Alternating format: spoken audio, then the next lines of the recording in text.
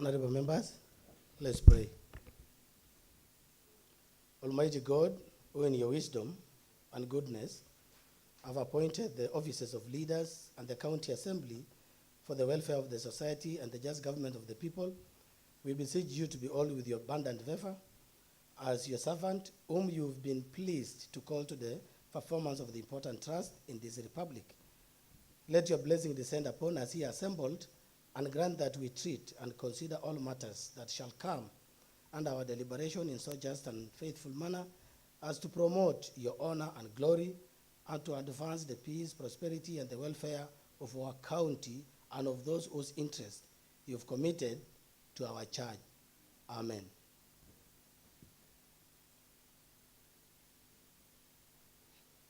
Honorable members, let's get seated.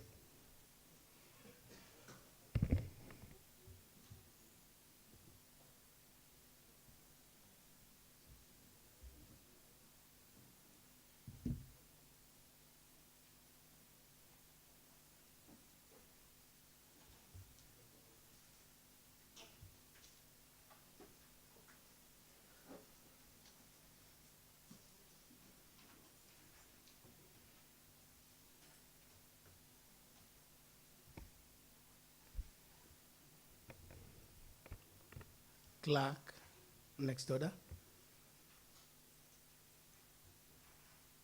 Order number 1, administration of oath. Order number 2, communication from the chair.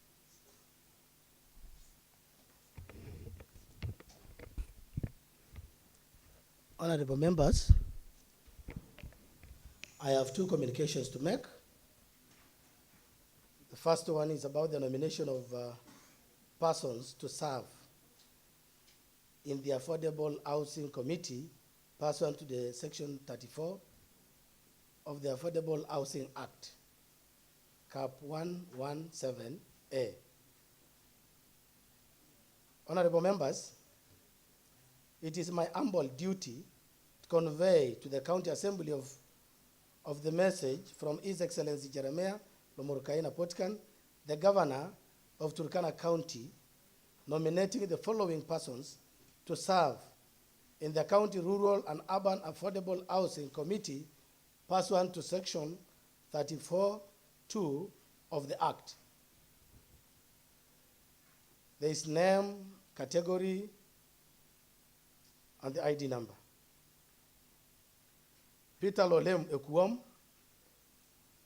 Chairperson. Aleta Faith Ekuom, County Executive Committee, Member. Peter Lomurukai, County Chief Officer. Mahmoud Muhammad, Registered Association of Traders in the county. Francis Namuya Erupe, Member of Public Residence in the county. Elizabeth Lokwawi Lomokol, Registered Resident Association in the county. Honorable members, I must bring to your attention that Section 34(3) requires the County Assembly to vet and approve the chairperson and the chief officer for the time being responsible for housing. However, the chief officer is a civil servant who has already been vetted and approved by this county assembly to the current portfolio prior to the formal appointment and taking oath of the office by the governor. I therefore direct the committee to invite, vet, and approve the chairperson. The chief officer, for purposes of the act, may be invited by the committee just to inquire if the officer, who is an ex officio, understands the role of the County Rural and Urban Affordable Housing Committee. Honorable members, the nomination of the members to serve in the said committee stands committed to the Committee on Lands, Housing, and Urban Areas Management, and it should table their report before the House within 21 days. In compliance with Section 9(1) of the Public Appointment County Assembly Act, number 5 of 2017. Honorable members, you are properly guided and directed. Thank you. Second communication is about the afternoon sitting of Wednesday, 4th, 2026 March. Honorable members, following my communication delivered on Tuesday, 3rd March 2026, during the forenoon sitting, all the honorable members are expected to attend the unpacking of the Turkana County Persons with Disability Bill 2026, facilitated by Voluntarily Service Overseas, VSO.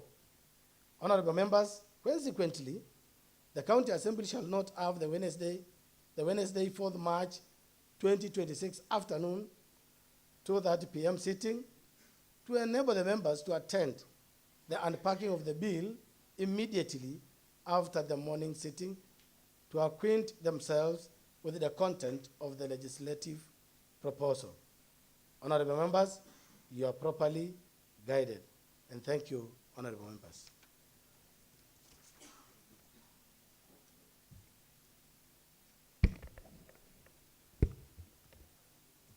Clerk, next order. Order number 3, messages. Order number 4, petitions.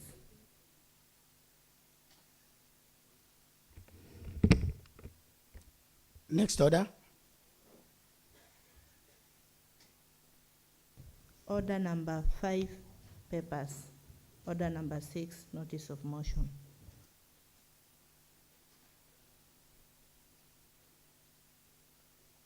Next order. Order number 7, statements. Order number 8, question time. Next order.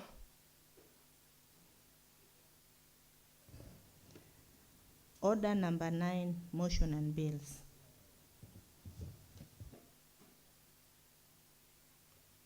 Next order. Order number 10, Committee on General Oversight.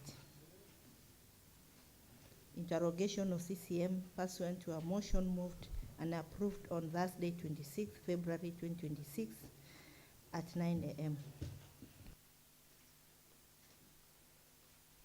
Thank you.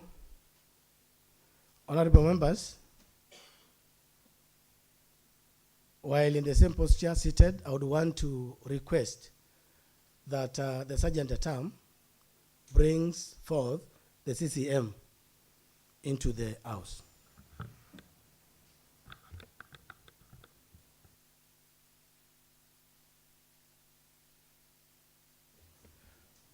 Honorable members, I think you're wondering why we are doing it today here. The Committee of General Oversight is chaired by the Speaker and Deputy Speaker, so to say. So we will continue in the same posture and not lowering the.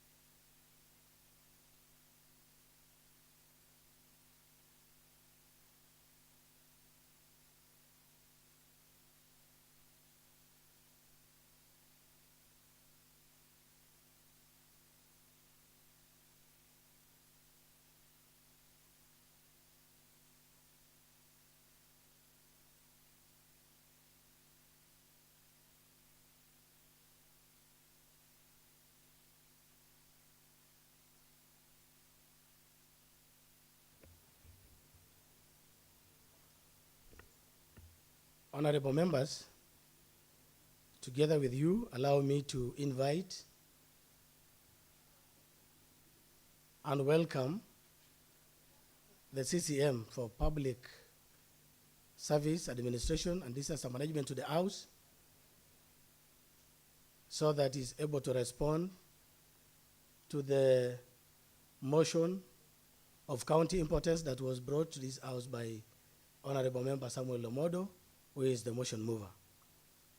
I would also want to direct that standing order number 38, no member speaking on a matter under this standing order shall speak for more than 5 minutes without the leave of the county assembly, except that the mover who may speak for 10 minutes. Honorable members, that is so directed. I want now to invite the motion mover, Honorable Samuel Lomodo, Member of County Assembly for Lokichar, to proceed.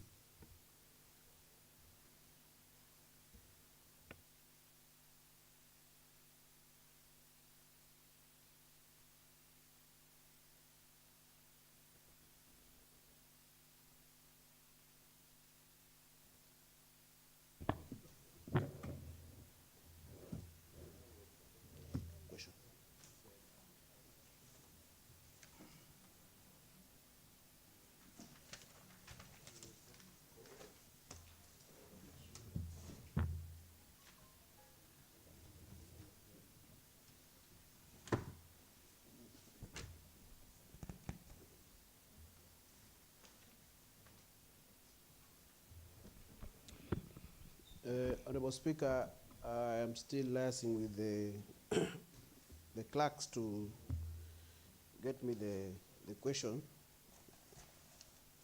so that we may continue.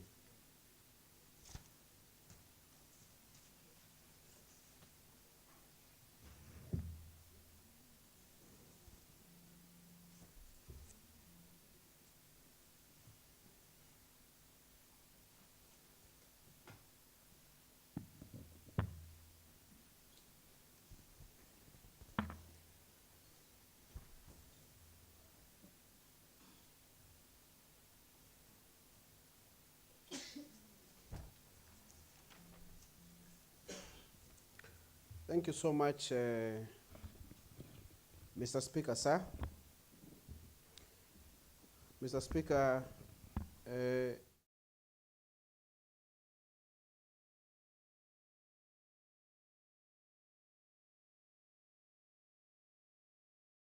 on the urgent county importance pursuant to standing order number 38, the Speaker, sir, aware that the Turkana County is currently experiencing a severe and prolonged drought occasioned by uneven and inadequate rainfall patterns across various parts of the county.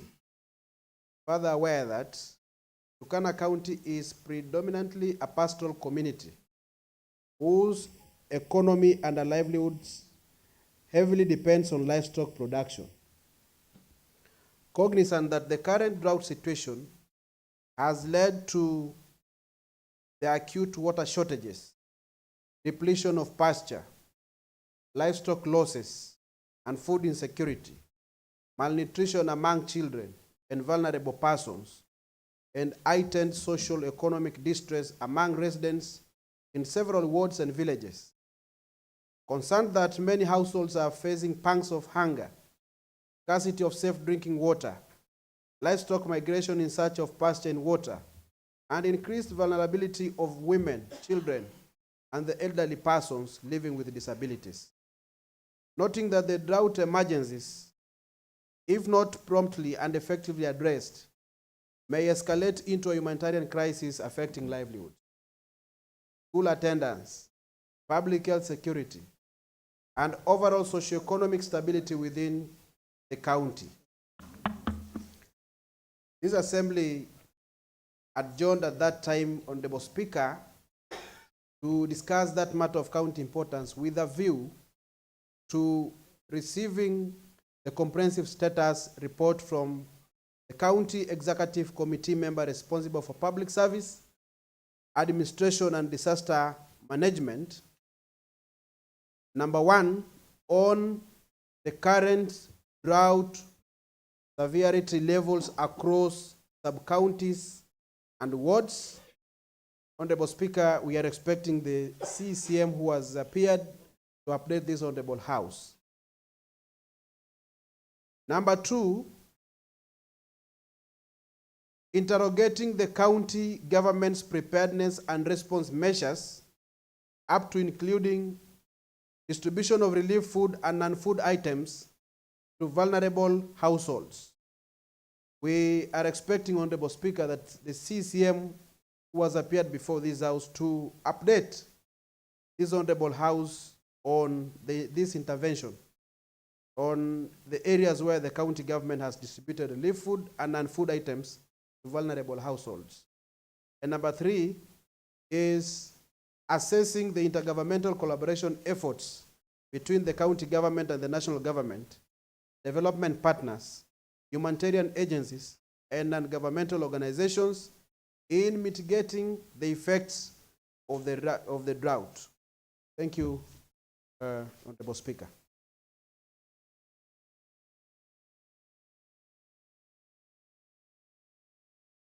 Thank you, Honorable Samuel. Honorable members, I now invite the CCM, Public Service Administration and Disaster Management, to respond.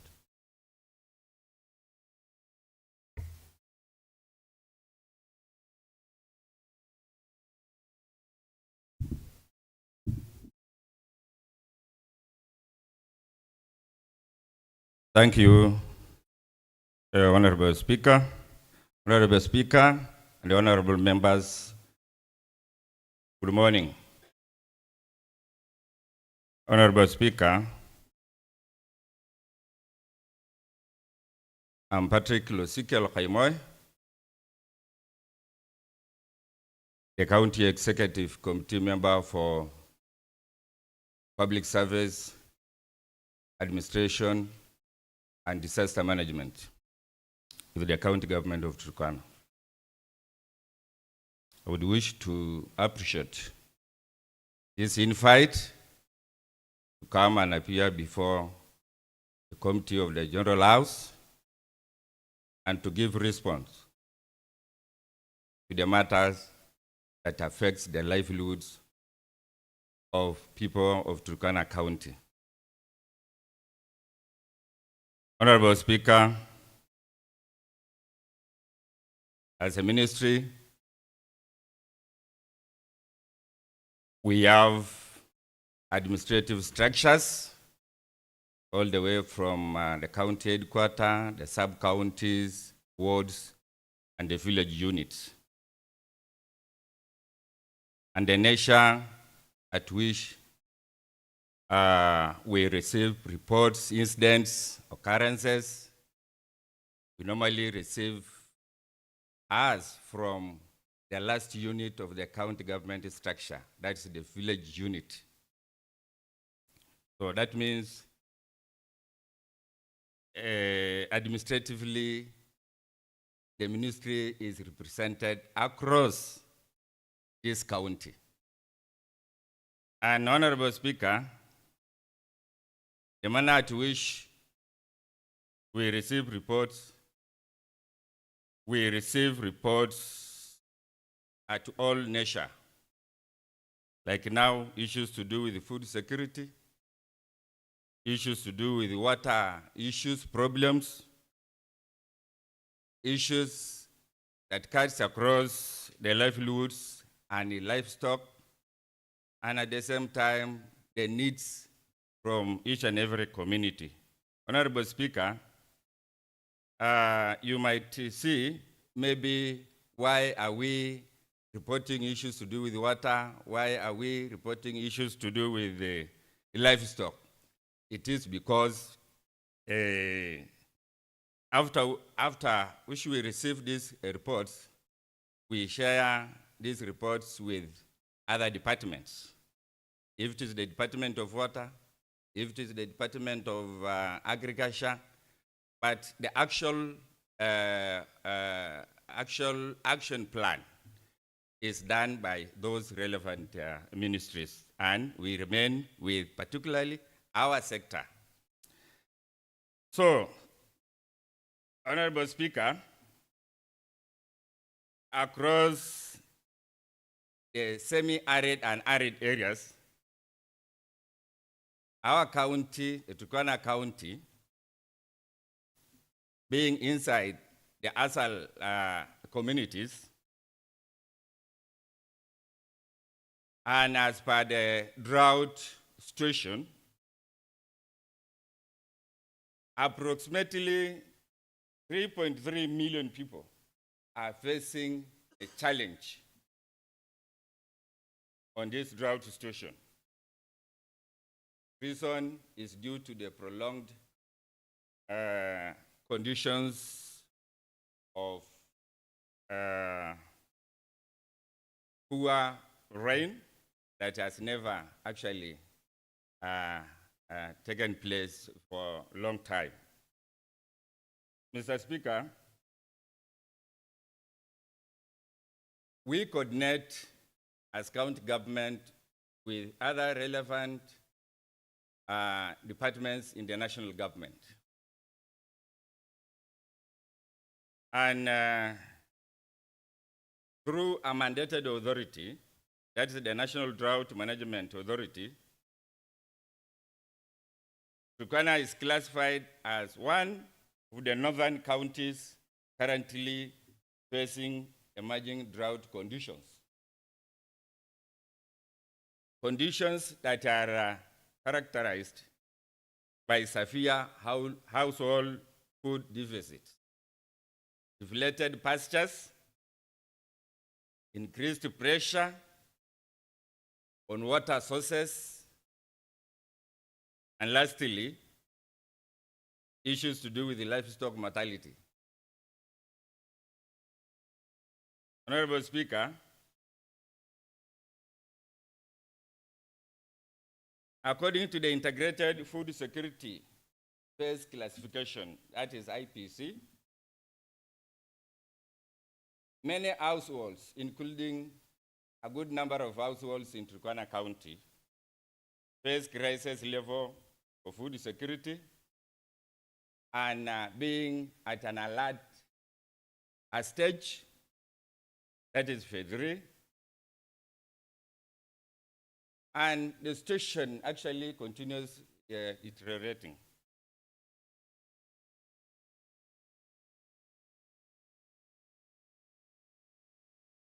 Honorable Speaker, as a county, we are working with other partners, forming a multi-sectoral coordination forum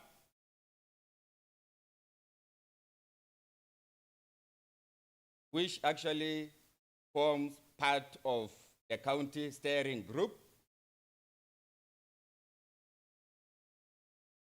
that even the honorable members of this county assembly are part of the county steering group who are supposed to be attending a meeting whenever the CSG meeting is in place. I understand and I know that in between there is an inconveniences that soon will be rectified, and we realize that challenge during when the CS for public service from the national government came. So it's an issue that it will be handled where the honorable members here, the national government team in this county, the county government, and all partners are part of the county steering group. Through the multi-sectoral coordination, we observed that there is a need for a multi-sectoral response to these issues of a drought in this county, and it is recommended as a critical issue so far that it needs to be addressed in whichever manner so that to safeguard the lives, protect livelihoods, and prevent further deterioration into facing an alarm sort of phase in regards to this situation that we are facing.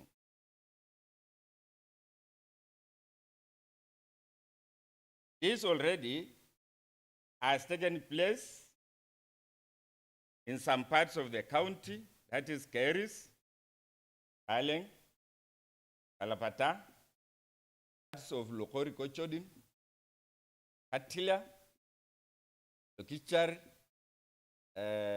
from my honorable the motion mover,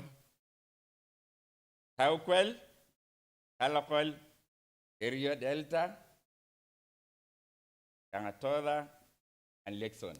Information, Honorable Speaker. Who do you want to inform?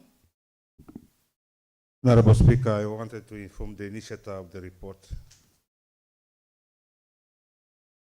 Go ahead. Honorable Speaker, as narrated below, the areas mentioned to be Kawaris, Kaleng, Karapata. I wanted to correct that there's no horde called Kaleng. There's a horde that I represent called Kaleng / Kaikor in Turkana North constituency. Thank you, Honorable Speaker. Thank you. I think those were the areas that the intervention took place. Could be a village, could be a town. It was not specific to the wards. Proceed. Thank you, Honorable Speaker. Honorable Speaker,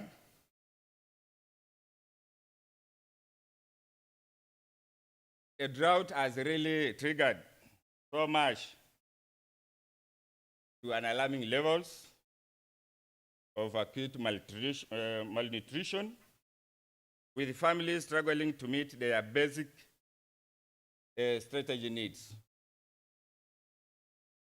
where women and children particularly are trekking long distances in search of water, increasing protection risks, and reducing time for livelihoods and schooling. Honorable Speaker, in view of that, in view of the prevailing situation, over 120,000 households in Turkana County urgently require food assistance. And without this intervention, this crisis will give a significant financial and humanitarian burden to the county government, national government, as well as that are working hand in hand in this county, Honorable Speaker. Honorable Speaker, on issues to do with interrogating the county preparedness response measures on food relief and non-food items. Honorable Speaker, I know this is the very interesting part so far.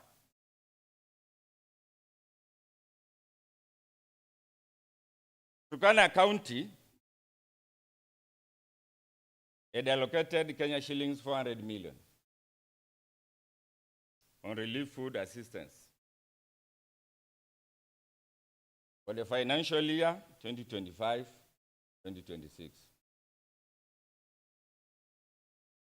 This amount of food procured of vegetable oil. It's around 19 point something metric tons.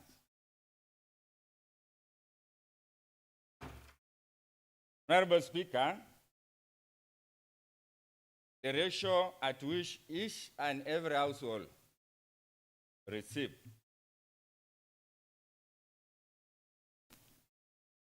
is 25 kgs maize and 1.5 liters of vegetable oil per household. No, the previous other distribution circles, somewhere, an household could get 1 full bag of maize. But in this ongoing food distribution, 2 people could get a bag. Somewhere, 3 people could get a bag. It depends on the ratio per that food FDP against the number of people. And that actually happens where outskirts, where our pastoralists could move to a certain area, then to double the number of the existing residents of that area. Then when food comes, finds that the number that is targeting that food has increased because of the grazing pattern and the movement style of our people looking for water and pastures. Honorable Speaker, the total maize received, because the dispatch, our suppliers have not actually supplied all the food. The total maize we received is 51,671. And the food that has been issued up to today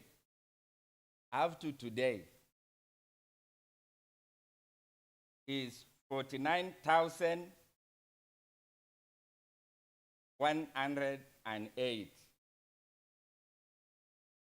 By yesterday, it was 46,000.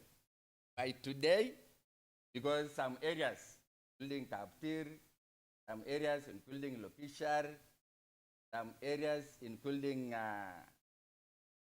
Kalokol, their food is on the way. We are taking it there, particularly the Kaptir, this side of the river. The total vegetable oil that we have issued is 5,704, because all the vegetable oil, the 9,700 was fully supplied. But the one that we have issued is 5,704. The balance is still in the store. We are dispatching it with. Honorable Speaker. Go ahead, Honorable Patrick. Thank you, Honorable Speaker. Honorable Speaker, I wanted to confirm from the originator of these questions, there are some numbers that are figures that's giving out that it is not indicated in this. I don't know where is he getting this whole figure. Thank you. CCM, proceed.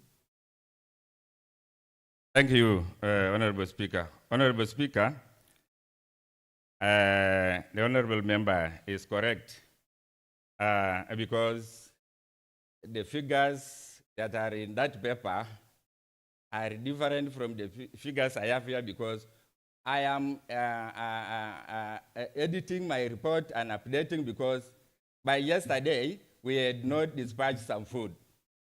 No, by this morning we have dispatched some food, and that's why I am correcting my figures here, at least to tell the Assembly what we are doing. Information, Mr. Speaker.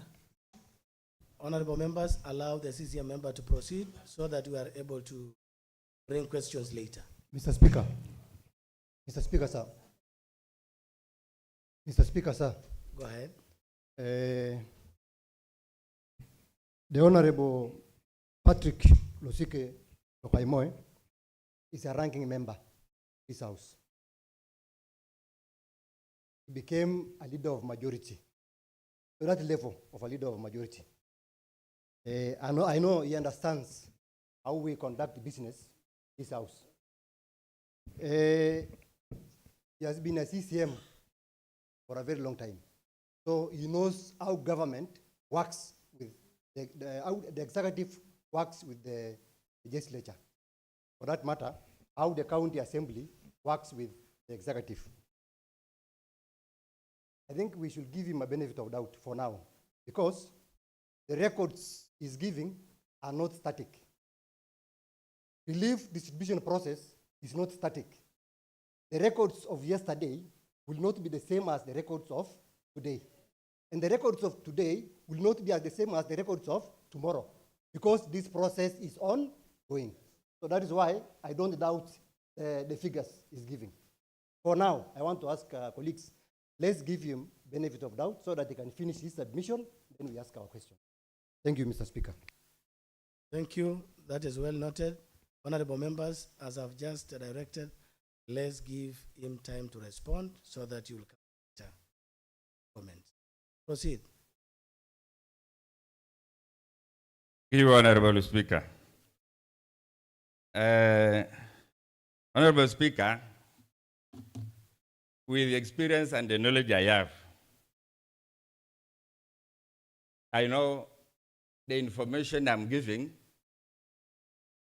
is what actually needed by each and every honorable member in this House to give the functional and the actual figure of the report.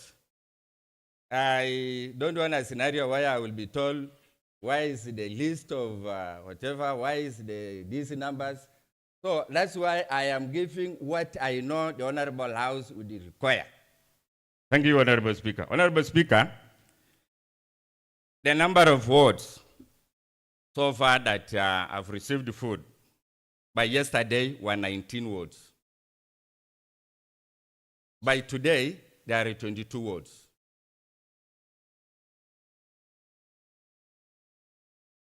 The ongoing wards on dispatch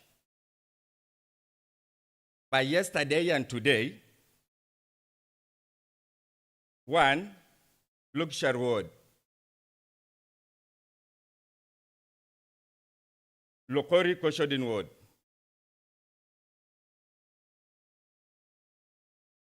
Kaptir, Katul Ward, and Kalahol. That is by yesterday and today. For today is Kalahol, Katulu, and Lokichar. By yesterday was Lokori Koshodin and Kaptir. Honorable Speaker,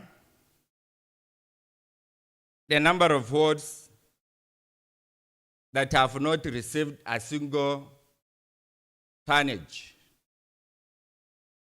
is Lobei Kotaruk, Taukol Ward, Tangatoda Ward, Town Chief, and Kanam Kemer Ward. So if your ward has not been mentioned, Honorable Speaker, from the House here, just you are assured that you have fully received food, or at least part of the ward by yesterday and today have started receiving their food.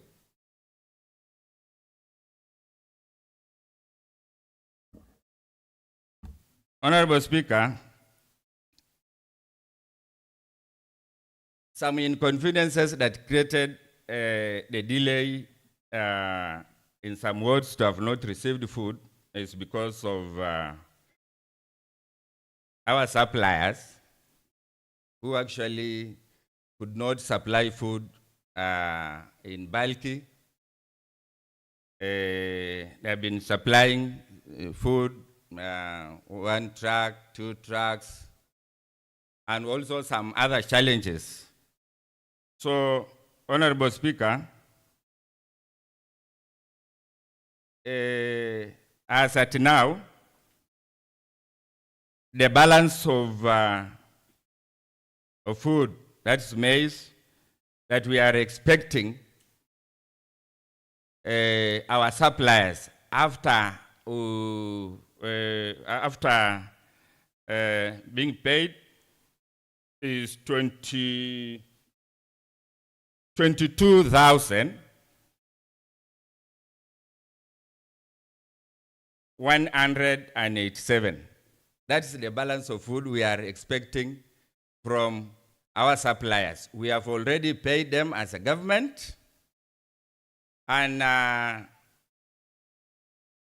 we have engaged them strongly that within a period of 7 days, I know in the papers there is at least 10 days, they have already started supplying food after we have paid them. So we anticipate that within 7-8 days, we would have concluded getting food. Every ward will be in a position at least to receive their food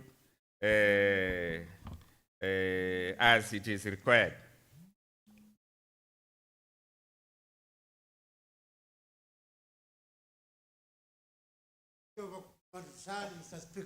Honorable CCM, proceed. Information, Honorable Speaker. I have just told you guys to hold on. You will have time to talk, kindly. Just clarity, Honorable Speaker, in the report. We will clarify it as time. Honorable motion mover will reply to some of these questions. Kindly. Just a correction, Honorable Speaker, in the report. Proceed, Honorable CCM. Thank you, Honorable Speaker. Honorable Speaker, we have a kit called emergency in this county. That kit is placed under my ministry as department in charge of disaster management.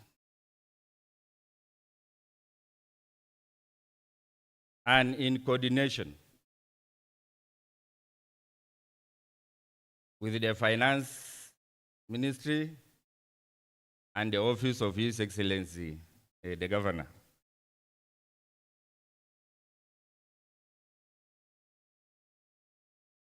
The county, through this kit, supported the health sector with 40 million.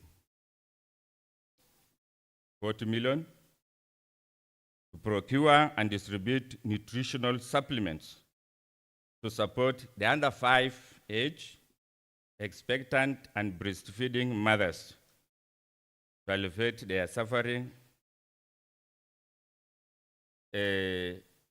on this current situation of the drought. The other remaining amount of money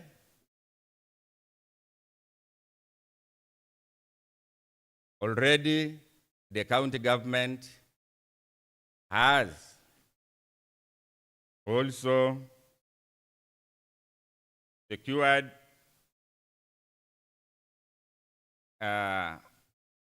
some amount of money to buy again some relief food. And that is in response to the drought situations affecting the livelihoods of people of Turkana County. I know honorable members can ask and say, how much is that? But that is in coordination with His Excellency the Governor, my ministry, and other ministries at the same time because we are responding. So I could not give the exact figure here because I know that engagement was done yesterday, that suppliers have again at least started the process of supplying an extra food cushion issues to do with the drought in this county, Honorable Speaker. So I think you can allow me to give that report when the process is complete. So I will be privileged. If you can invite me back, I come and give details to do with the emergency kit and what that emergency kit has done. Honorable Speaker, assessing the intergovernmental collaboration efforts between the county government, the national government, the development partners, and humanitarian implementing agencies in mitigating the effects of drought, Honorable Speaker, I earlier said we have an integrated mode of approach through the county steering group or team. County steering earlier on in the first regime, it was called DSG, where we do work together as a team. And in most cases, Honorable Speaker, it is the county government that is taking lead in coordination and engagement with these other partners, together with the other development partners that are with us in this county, Honorable Speaker. It is the county government, through relevant ministries, that are the one taking lead of what is done by, in this collaboration, Honorable Speaker. Honorable Speaker, through the national government, and that is the NDMA, and Hunger Safety Net Program, has dispersed substantial cash transfers to support vulnerable households in drought-stricken counties. Recently, as from December 2025 and January 1st, 2026 cycles, around 133,000 households, and that is specifically for Turkana, 39,900 households secured,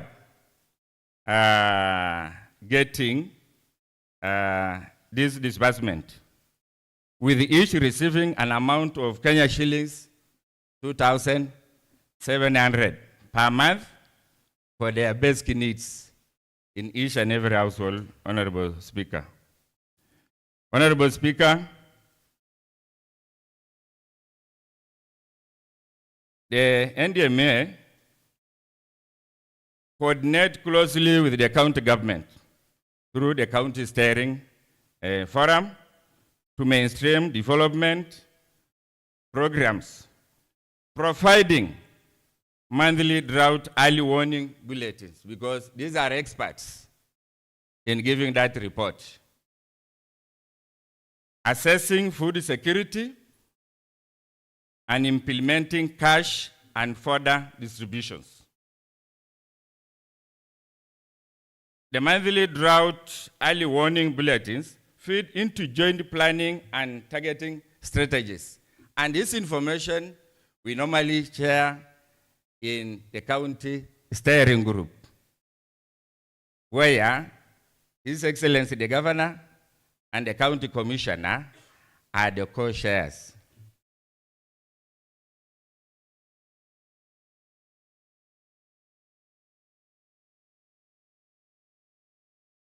The CSG has traditionally involved multi-agency coordination with both levels of governments, the international, the local NGOs, to minimize duplication of efforts, strengthen targeting, and deliver assistance effectively.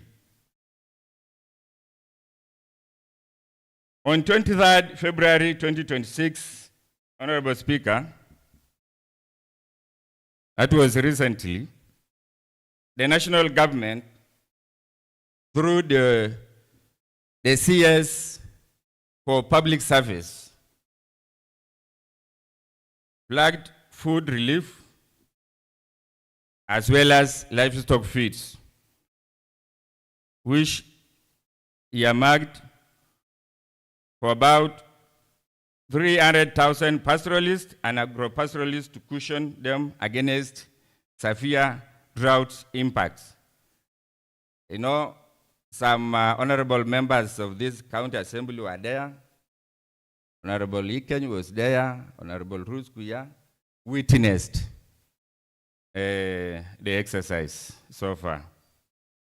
But I will not be in a position to give you the distribution list of food as well as the fodders, because that is managed by the national government sector, the office of the county commissioner. Mine, as in charge of the disaster management through the county government, is to witness the process. But how the process, how the food is distributed, it is upon the national government arm of leadership.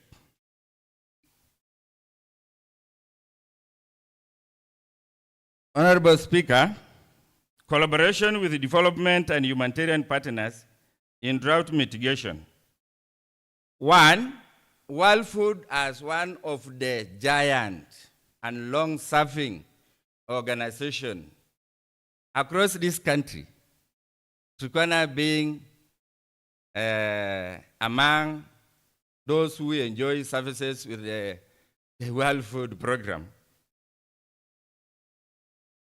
secured the funding to provide humanitarian relief food assistance to 8,525 households across 5 wards.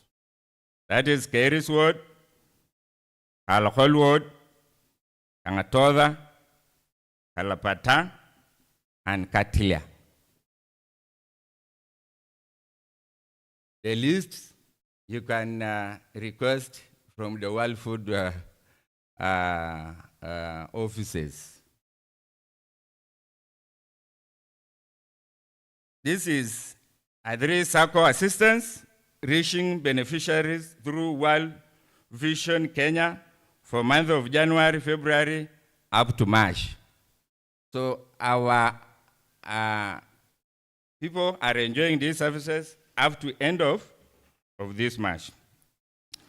According to World Food ratio will be 50% of the minimum food basket in each and every household, which translates to that 7.8 kgs of cereals, 5.4 kgs of pulses, 3.24 liters of vegetable oil per household per month. Again, Honorable Speaker, another outstanding partner, the Kenya Red Cross. Kenya Red Cross Society, as an organization working closely with the county government of Turkana, has been instrumental in cash programming, provision of non-food items during emergency situations. For instance, Lokipoto community in Letiahod. A number of houses burned, and the Red Cross, together with the county government, through my ministry, managed to respond to this problem. The lists you can get from my ministry. I don't have them now. If they are requesting, then I will provide. The other fire incident is for Lokchokyo. What is your point of order? Honorable Chair, as honorable members, we are always accountable for facts. Is it in order for the CEC member to be telling us, have information, and finally telling us if you need this list, you can go to Aldi for the program. If you need this, you can get it next time. I think the CC member has to give us facts. And if he doesn't have information, he should not keep on intimidating us by telling us that if you want to get more information, you can go to such an office, to such an office. Thank you. Thank you, Majority Whip. CCCM, Member for Public Services, Administration and Disaster Management. This is the House of Facts. And if there are no facts on the table, you can always skip, shelf, wait until the question is being asked. Thank you. Proceed, CCM. Thank you, Honorable Speaker. Honorable Speaker, I said the other recent fire emergencies is the one that took place in Lokchokyo, where the Red Cross, together with the Office of the Department for Disaster Management, that's my office, responded by taking food and non-food items through the Kenya Red Cross, Honorable Speaker. Honorable Speaker, again, the Kenya Red Cross, as an organization, is mobilizing again some resources to support 20 schools with food assistance and about 3,000 households with cash transfer across the county.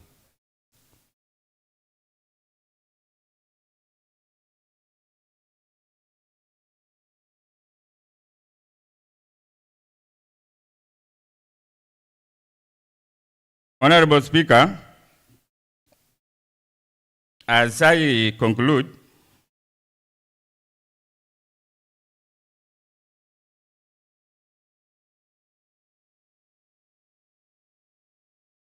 the county steering group and the partnership engagement and coordination so far, Honorable Speaker,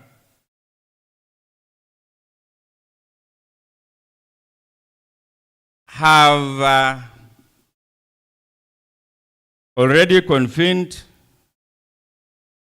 around 2 meetings to emphasize the need to scale up on issues to do with emergency response on the situations that are affecting this county, Honorable Speaker. Some of the partners are yet to report their responses during the CSG meeting that will take place soon, Honorable Speaker. So that's why I cannot actually say this partner has contributed this partner. They will report their responses or what they intend to respond with during the CSG a meeting, Honorable Speaker. Equally, Honorable Speaker, NDMA has also placed requests to avail resources to facilitate regular water tracking support to the communities far away, and they cannot be able to access any water source anywhere. That's also a way of responding to this drought so far, Honorable Speaker. So, Honorable Speaker, I think those are the few areas that the motion mover had asked me to respond to. Thank you, Honorable Speaker. Thank you, Honorable CCM. Honorable members, the reply has been done by our CCM, Public Services Administration, and I would request, as last communicated, that apart from our motion mover, who will have 10 minutes, the rest of us should be strictly in the 5 minutes. And I also request the desk of the clerk to make use of the lights that are ahead of us here. In that regard, let me allow the motion mover to make comments as we proceed. Thank you.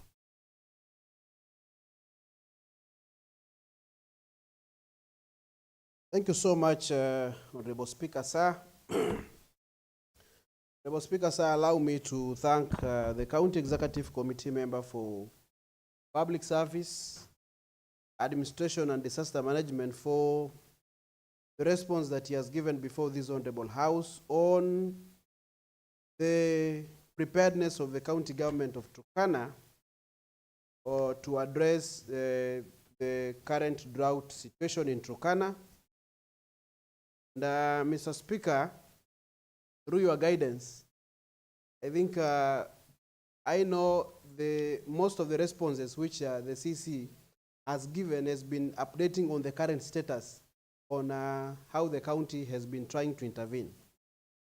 Mr. Speaker, first and foremost,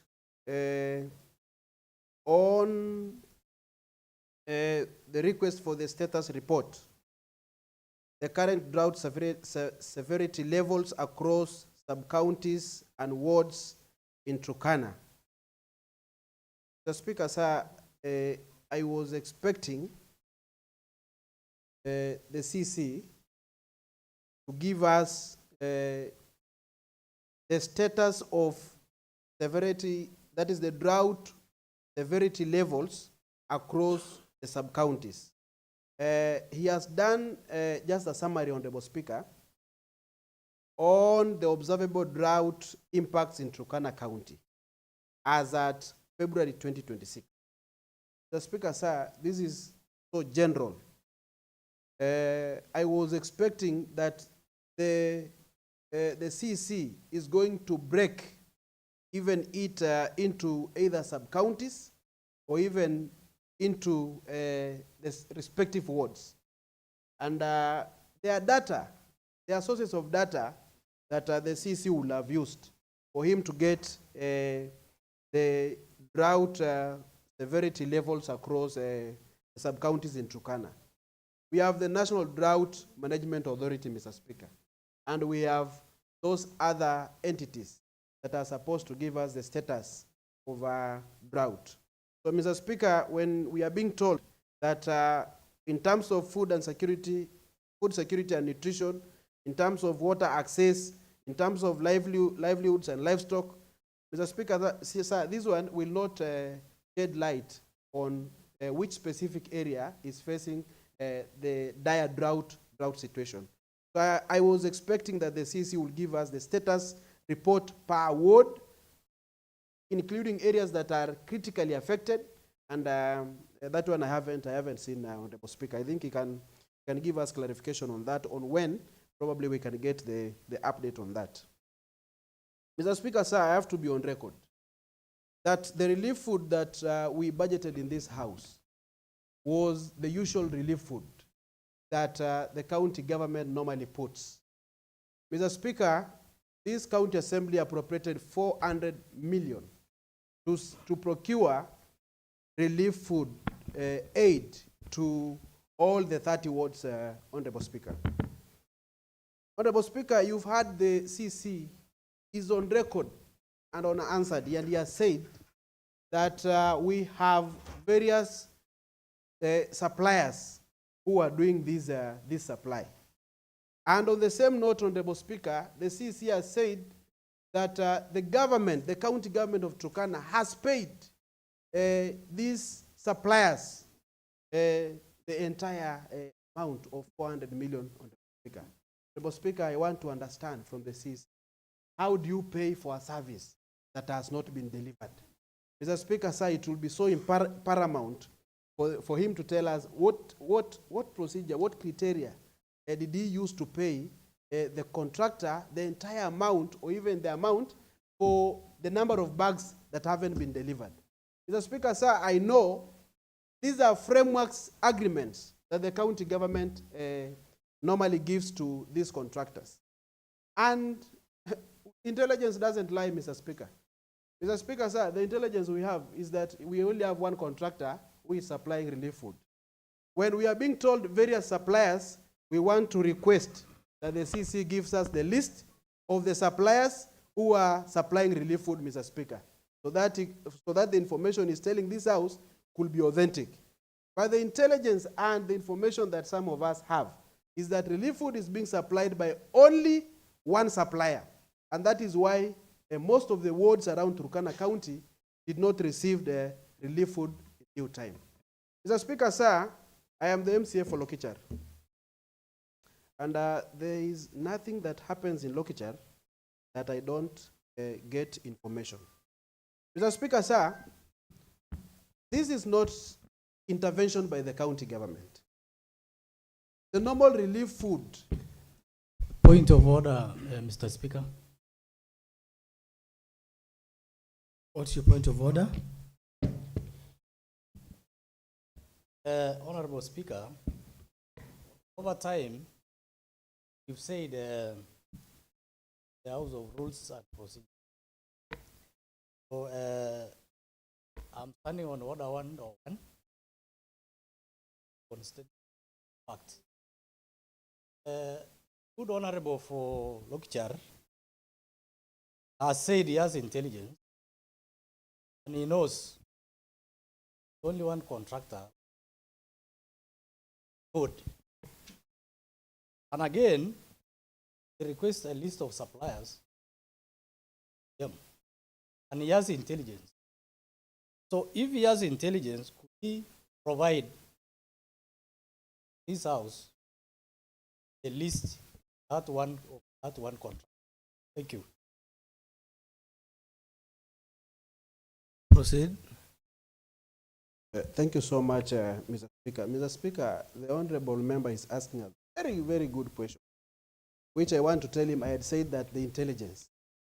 So when you say intelligence, it means you have information that is in the public.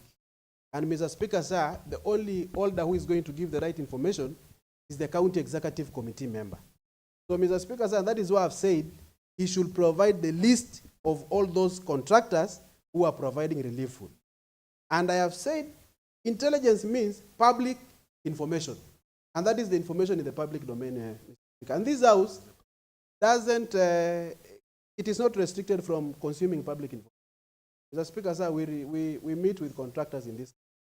And the only person who is going to give the right information on whether the information we are getting from the public is true or not, CECM. Information, Honorable Speaker.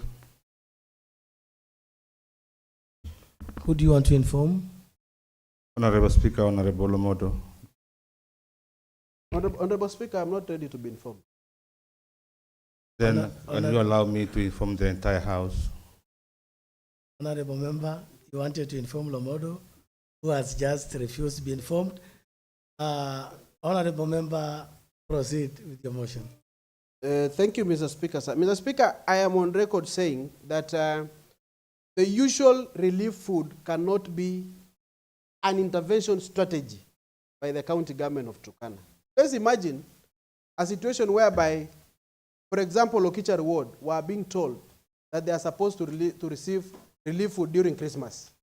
That is the information that they were told in public functions in Lokichar.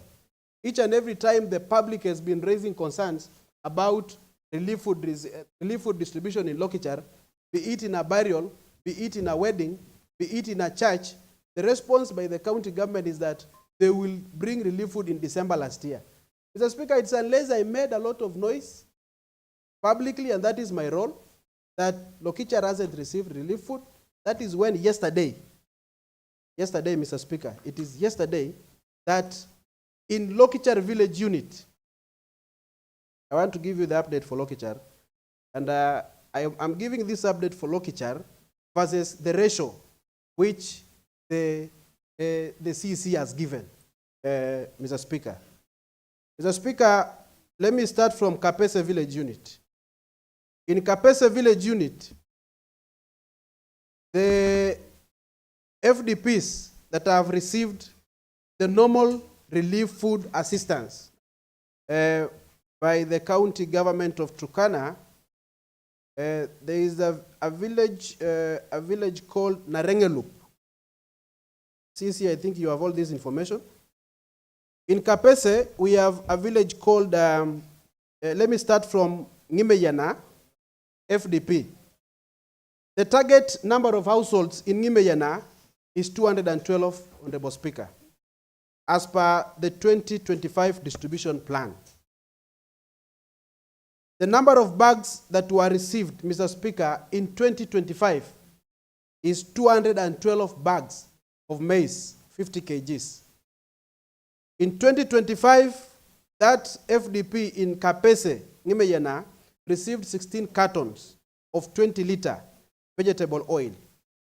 Mr. Speaker, on a village called Loweidapal FDP, the total number of households that are in that household, in that village, are 227. That is 227 is Ngimeyana. Loweidapal is 126 households. And in 2025, they received 126 bags of maize. And we have a village unit called Lomokamar, we have a village unit called Narengelup, and we have a village unit called Nakwakitela, we have a village unit called Lowoya Nkakumok FDP, we have a village unit called Lokitoliwo. Mr. Speaker, sir, currently, I have given you the 2025 data, that those are the number of bags that village, those villages received. Mr. Speaker, sir, as per yesterday, Narengelup, as per yesterday, Narengelup has 87 households. And Mr. Speaker, sir, the number of bags that have been given for Narengelup is 44. 44 bags, Mr. Speaker. 44 bags. I am raising my argument as per the ratio. Honorable motion mover.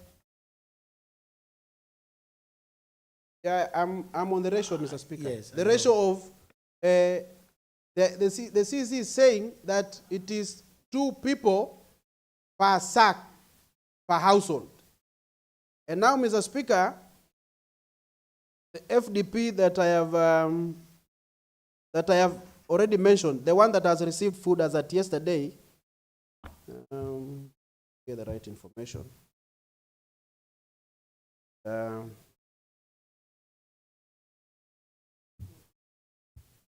Just wait on the record. Narengelup. Mr. Speaker, sir, let me start with, we were at Narengelup. Narengelup, they have received 44 bags of maize.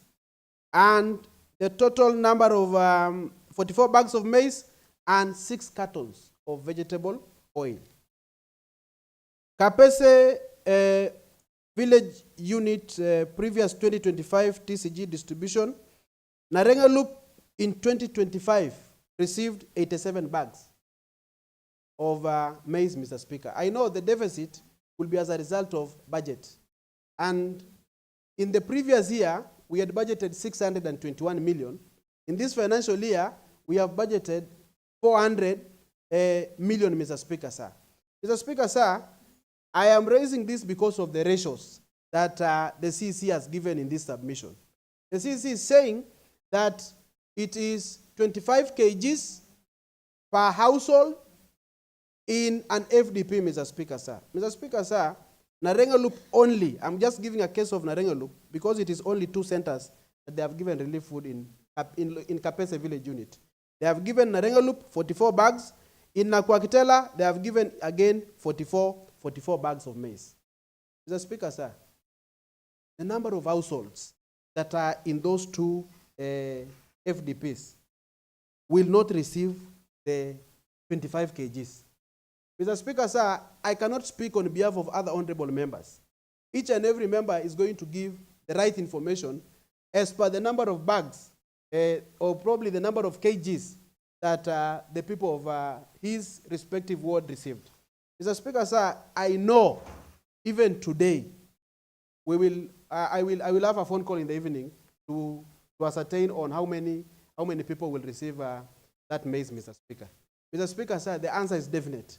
It will be 5 people in a sack, 5 households in a sack, Mr. Speaker. Mr. Speaker, this is the house of rules and procedures, and we need to give the right information. And we said some times back that it is not possible. It is not possible for a county government to provide a sack in a household, Mr. Speaker. And it is still not possible for a county government, using the budget that we have, for them to provide even 25 kgs out of the 50 bag kg, Mr. Speaker. Mr. Speaker, this information is not right. The CEC should just tell us how many kgs do households receive in each and every distribution. And that is the information that I wanted to give. Mr. Speaker, sir, finally, on assessing the intergovernmental collaboration efforts between the county and national governments, development partners and humanitarian partners in mitigating the effects of drought. Mr. Speaker, sir, I must thank national government for the support they have given, up to including even giving the disbursement for the Hunger Safety Net program for January and February, Mr. Speaker. That is for December and January, Mr. Speaker. Mr. Speaker, that program covers 39,900 households. And they have received already money for December. They have received already money for January. They are yet to receive monies for February and monies for March, Mr. Speaker. That is an intervention that we are expecting, Mr. Speaker. Mr. Speaker, the situation is not right. And the CEC has confirmed in his submissions, Mr. Speaker. The CEC has confirmed in his submissions that the situation of drought in Turkana is dire. Mr. Speaker, we have intervention by development partners, which this House must appreciate. Mr. Speaker, I am very grateful by the intervention by development partners, the non-governmental organizations. Mr. Speaker, sir, you can confirm from the response that the CEC has given. The CEC has given what NDMA is doing. The CEC has given what WFP is doing. Mr. Speaker, we don't even, like myself as the motion mover, I don't need data from NGOs. I did not even ask for data from NGOs. Mr. Speaker, I was in Kalapata some days. I am not the MCA for Kalapata. We have the MCA for Kalapata. But because I'm contesting for the parliamentary seat. Mr. Speaker, I was in Kalapata and I met with WFP distributing relief food, and I saw them by my naked eyes. So why should I request for the data? And I saw people receiving food aid because of the hunger situation. So, Mr. Speaker, on these non-governmental organizations, we've already seen their interventions. What we are asking on the CEC, all of us should be very genuine. There are interventions that have been given by non-governmental organizations. There are interventions that have been given by the national government. The question here was very simple. What is the county government of Turkana doing in order to address the current drought situation, Mr. Speaker? What is the county government of Turkana doing? Mr. Speaker, I want to thank the CC. He has said that there is an emergency kit that is being managed by his office. But at the same time, Mr. Speaker, he contradicted himself by saying that he's still waiting for some directions from somewhere. Which directions do you wait when the kitty is in your office? We are expecting that you tell us you've already had a cabinet discussion with His Excellency the Governor. Mr. Speaker, information. Mr. Speaker, Allow him to finish. Mr. Speaker, I can said you I am not ready winding to up inform. and then Yes. So, Mr. Speaker, finish up. Mr. Speaker, today I don't want to be informed. Because I know when I say the truth, some people don't get it. Mr. Speaker, the 10 minutes is over. You are not the Speaker, Honorable Hod. Mr. Speaker. He's on his chair. Please, Honorable Mr. Speaker, I want to conclude. The 10 minutes is over. Honorable Code, Honorable get Moro seated. should not continue. as Honorable we Code, listen to please him. get seated because this house has only one speaker. Yes. Yes. And Mr. Speaker, you must respect your chair. Mr. Speaker, on the kitty that is in the office of the public service, Mr. Speaker. Mr. Speaker, this house approved the emergency act. The CC has the act. It is him to operationalize. And if utilizing these monies into various sectors is a challenge, I think it only needs cabinet approval. The way he has just said, that probably yesterday in a sitting chaired by His Excellency the Governor, who is the chairman of the cabinet, at least this is what is supposed to be done. He could not shed light. But again, telling this House, Honorable Speaker, that he is still waiting for some information somewhere which he cannot justify. Mr. Speaker, the only person we will ask about the 100 million, it is you, Bwana Waziri. Because we know you are the immediate officer who is in charge of the 100 million that we had allocated for emergency, Mr. Speaker. Mr. Speaker, I want to conclude by saying that there is need of this Honorable House, through your guidance, for us even to summon the County Executive Committee member for Finance, Mr. Speaker, especially on the use of this 100 million that is supposed to go and address the emergency situation in this county, Mr. Speaker. I know probably the CC for Public Service is saying that he cannot give the right information, probably because all payments, all these activities that are supposed to be done under this money is still being held by the Treasury. So we need to summon even the CC for Finance to tell us what the county government has already procured or the intervention the county government has given on matters water, repairs of our balls using the emergency, on probably relief food distribution. Mr. Speaker, we need to summon the CC for Finance. Honorable Moro, you should be concluding. Thank you. It's more than even 10 minutes. Thank you, Honorable Speaker. Honorable Speaker, we need to get the CC for Finance in this Honorable House for her to shed light to this Honorable House on what the county government has done with 100 million. Mr. Speaker, on the 40 million that I've been told, it is going to support the malnutrition program. Mr. Speaker, I want us to be very genuine. During the previous supplementary budget, this county assembly appropriated sufficient money because we were told the donors have withdrawn. Mr. Speaker, we have members here who sat in the budget committee. And luckily enough, we have the chair of the budget committee. One among the issues that this county assembly considered is trying to intervene on the issue of donor withdrawing in supporting the Department of Health. So there are monies that we appropriated to the Department of Health to address matters malnutrition. I remember we increased in that sitting almost 87 million in that sitting to address the matter of malnutrition because we were being told Nawiria are withdrawing, these other donors are withdrawing. You see, I cannot even ask you, Waziri. Before you add the 40 million, we should be told what the monies that you appropriated in that budget to address the matters of malnutrition, what did those monies do?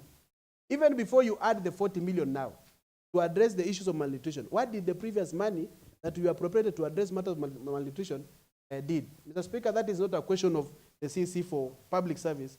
It is a question for the CEC for health and sanitation, because we increased monies to do with malnutrition.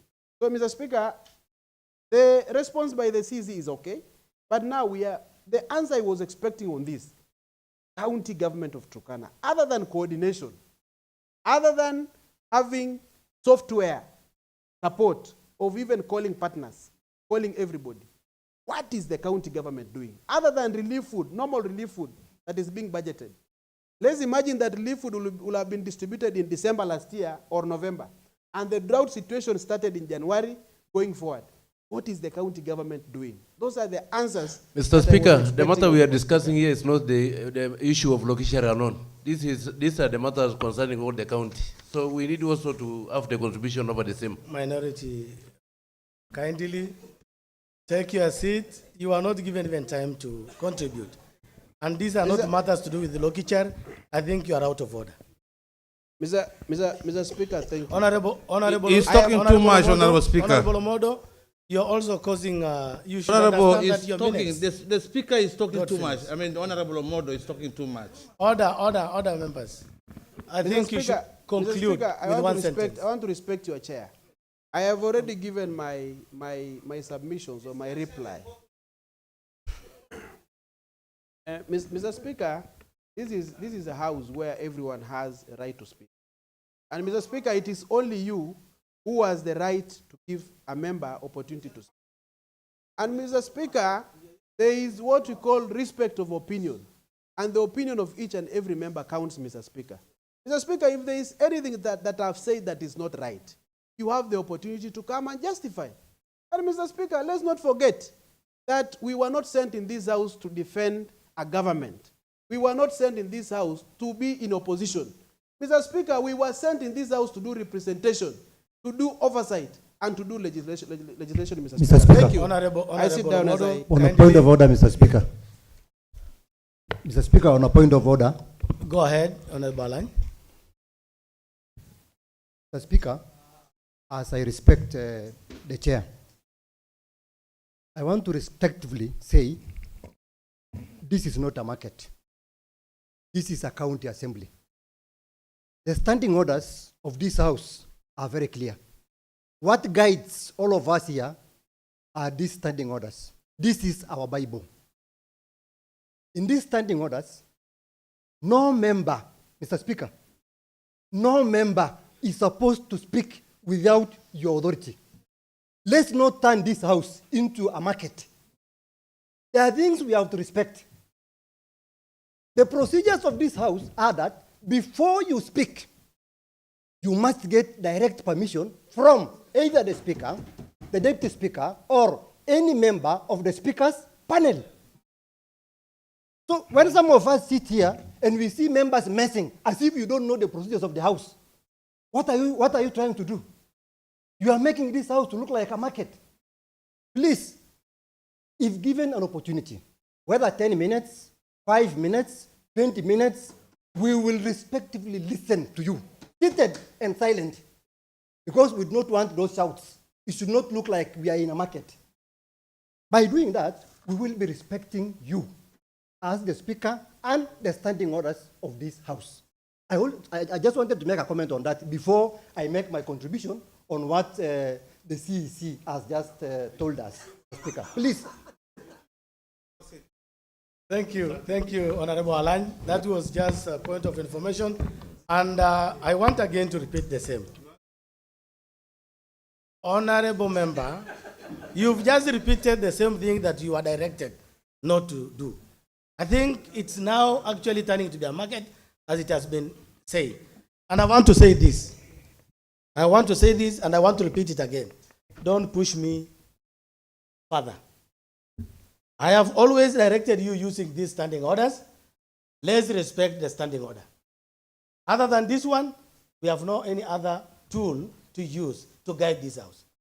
Having said that, I want now the honorable members to contribute and strictly observing standing order 38, section 4. 5 minutes to every contributing member. member. Let me usher in minority whip. Majority whip. Thank you, Honorable Speaker. I am the majority whip. I see IK looking at me. You know he was present when food was distributed, and the food was given to his ward alone. Thank you, Honorable Speaker. I take this chance to thank the CEC member for belaboring to give us answers. I also thank him because he was here yesterday. He stayed for all those long hours. He also felt the pain of hunger, because sometimes he may be in his office where he has 3 meals, but I'm very sure that yesterday he endured that starvation. I only have a few things to make use of my few minutes, the 5 minutes. Honorable Speaker, I wish some things to be clarified by the CEC member. One, we know that some villages, some populations, and crowds are not given food. We are always referred to retargeting done in 2019. 2019 was a different regime. I wish to know if the CEC member is talking about a new retargeting where all the communities are involved, where all the crowds are involved, and if indeed it is a new retargeting, is the food we are talking about the food that is usually supposed to have come, like in November, or a different amount of food that is now targeting the current? That is one. And then another one is that what plans does he have about droughts? You know, we are talking about the current drought. The drought affects both human beings, plants, and animals. Droughts are where we have all our animals. And you know, the essence of droughts is that a community of pastoralists lives together in a place that they feel that they are secure, or they feel secure in numbers, closer to where we have grass, water, and security during a time of adversity. So what plans does he have about those grass? I have just heard him talk of doubling food because of grass. I know of grass in Turkana South. You know, grass don't belong to one ward. I am saying this so as those ones who think that we are talking about our individual wards may know. When we talk of a kraal in Kakong, we are talking a kraal that takes care of animals from Turkana East and animals that come from Turkana Central and Turkana South. So we have various kraals in Katilu, taking care of animals from Loima also. Out of all these kraals, it is only one kraal that is targeted, and the targeting is because this kraal moved from Turkana East. So what they did was that during distribution of food, the so-called village admins and ward admins that he says are representing the government fully decided that the food for that kraal is always brought. What of the rest, the 7 kraals, like in Turkana South? We have 7 kraals for heads of cattle, and we have about 12 for goats. What plans are there in the current situation? Because usually they are not even targeted. And Honorable Speaker, you need to make sure that this house is respected. Yesterday I went home reeling in anger and pain because one of the CECs that was here just answered one of the serious questions in a joking manner. Simply because, you know, lies are always given. The CEC member sits in his office, he relies on people on the ground, he's given wrong information, he comes here to defend those lies. You know, according to him, he knows that he's presenting the truth. But the person who gave the information may be doing that lies. Another thing is that why is it, Honorable CEC member through the Speaker, how long does one cycle take? Because we know that this food was distributed, they started distribution sometime last year, like in November. How long does it take? Because November, December, when people were expecting something for the celebration, January, February, we are now in March. How long does one cycle take? And if one cycle is as long as regular as it is, what causes this cycle to be a bit different in some other areas. Does it mean that the contractor you are talking of is adequately doing this food? Because we know that there is no human being who will accept Katilu village, Katilu ward will not entertain Lokichar eating food, while for them they are suffering. What causes this? And then another thing is, the CEC member for public service is actually in charge, is actually the one who takes care of our life. But why is it very difficult to differentiate these activities? Why is it very difficult to give food to farmers that can produce food for their own as something to give them energy, like food for work, food for assets? Honorable Opayo and a few other people who have worked with NGO of doing. The Child Fund used, World Division used. Why is it that we still classify all areas, including Morlem, Katilu, Kangalita, where we have able farmers? Why do we classify them as people who just need to receive food and not being empowered, produce food? Why are we not thinking of that, Honorable Member? CC Your member? 5 minutes. Okay, thank you, Honorable Speaker. I am concluding. Honorable Speaker, as I conclude, I know that we are also going to the cradle. But we were not elected to go to hotels here. We were elected to represent our dying people.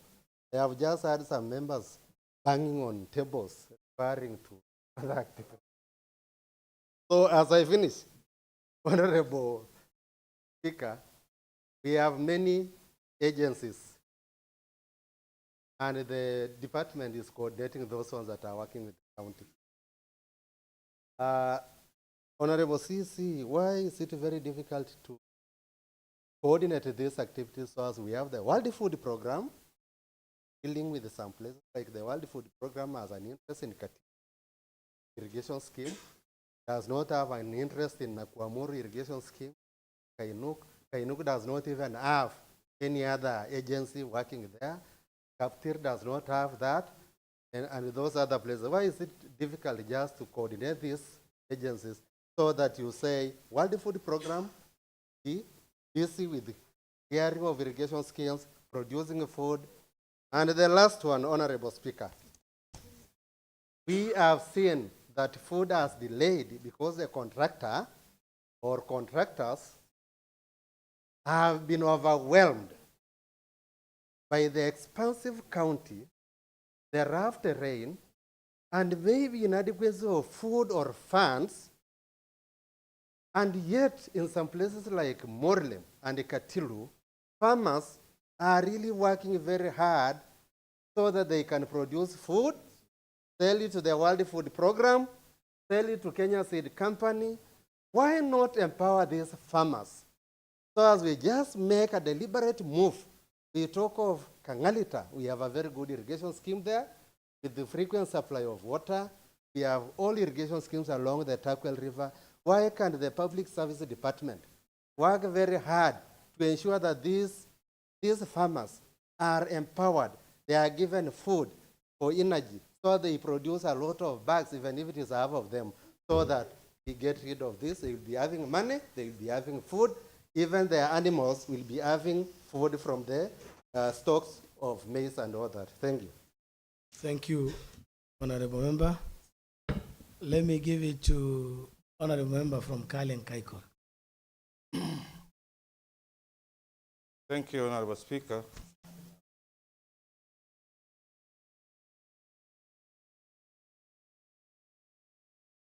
Honorable Speaker, also rise to add my voice on this discussion, on this motion, that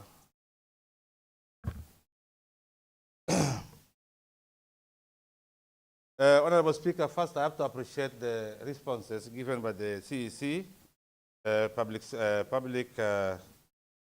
Public Service Administration, and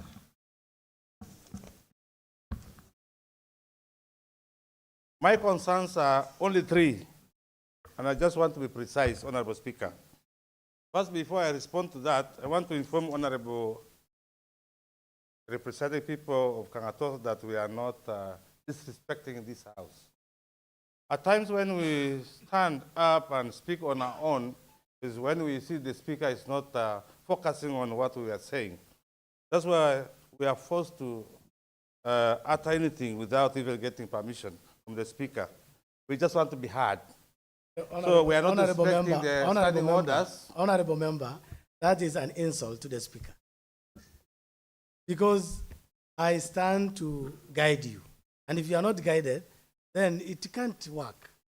So go straight to the question other than coming back to the speaker. Honorable Speaker, when you are not focused, we remind you. So we are not insulting you. I'm sorry if I'm insulting you, but I have to want to inform you that you will force me to throw you out of this house by insulting me. That's an insult. That is an insult. Yes. Yes.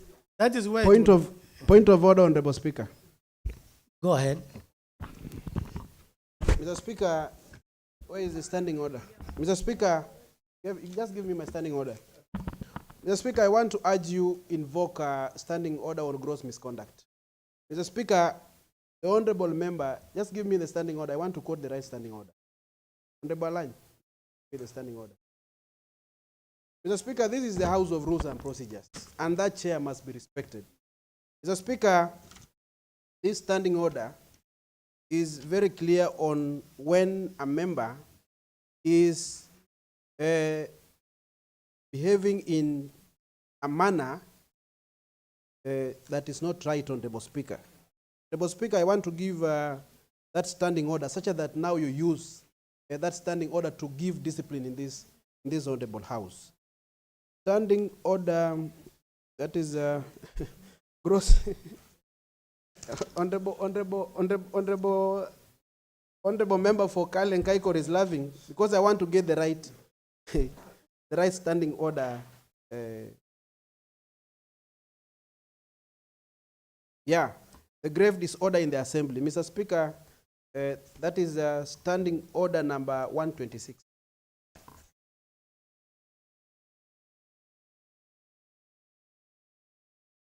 I'll give.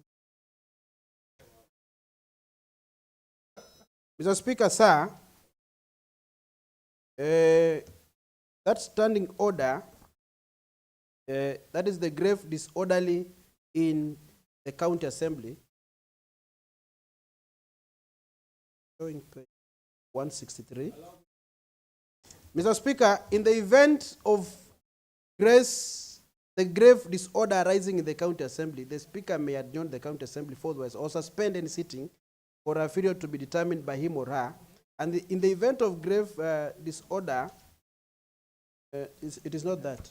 It is gross. I want to get gross disorder. Allow me to proceed, Honorable Speaker. Honorable Omodo, allow him now to finish. Thank you, and later you will quote it. No, Mr. Speaker, let me get the standing order as he proceeds. Thank you for protecting me, Honorable Speaker. Yes. Thank you for protecting me. Let me just go direct to the point. Thank you. Going back to the business, I appreciate that the CECM have mentioned that the 3.3 million people have died or are facing acute food insecurity in the entire Turkana, in the entire Kenya.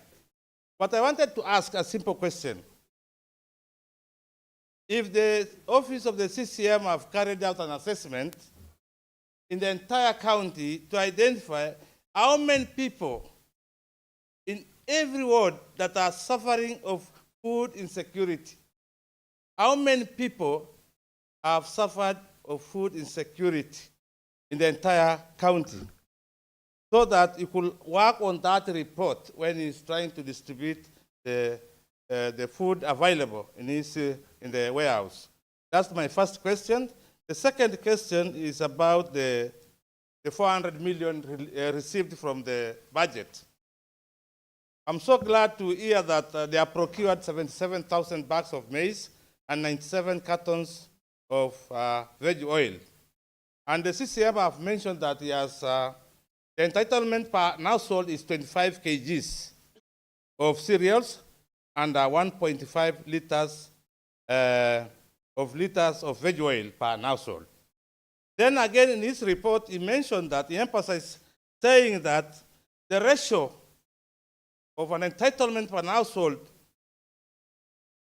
is that some household could receive a bag of cereals. Then somewhere, two households could receive one bag of cereals. And then again, he persisted on saying three households in some regions also, three households could share a bag. Now my question is, why is the ratio of entitlement not consistent? Why is it not consistent? That's question number 2. Question number 3 regards the balances of cereals which were to be procured for the remaining wards or areas which demands to be getting this food. I'm so glad that the CCM mentioned the 22,187 bags of cereals remaining, but already paid the surplus. Already paid the surplus to the supplies. Now my question is, nowadays this county operates differently. How comes you could pay the supplier the money to procure food? I don't know, the honorable governor of this county did not do wrong, I mean giving or awarding jobs to people. But at times we mess our bosses. When you stand before this honorable house and say, these suppliers were paid money to procure food, where did it happen? How? Where did it happen? And this thing needs to be discussed further, because it's a total mess. How could you pay for something you've not received? The CCM, you need to justify this. If it was a slip of the tongue, maybe you could tell us that was just a mistake. And lastly, on you've mentioned something, giving us something that happened on 23rd February 2026, that the national government flagged relief food as well as the livestock feeds for 300 households. But I'm so glad to tell you that we've received only the livestock feeds. Where are the food surplus? If you got that report from the national government, who is responsible distributing the food surplus to these pastoralists?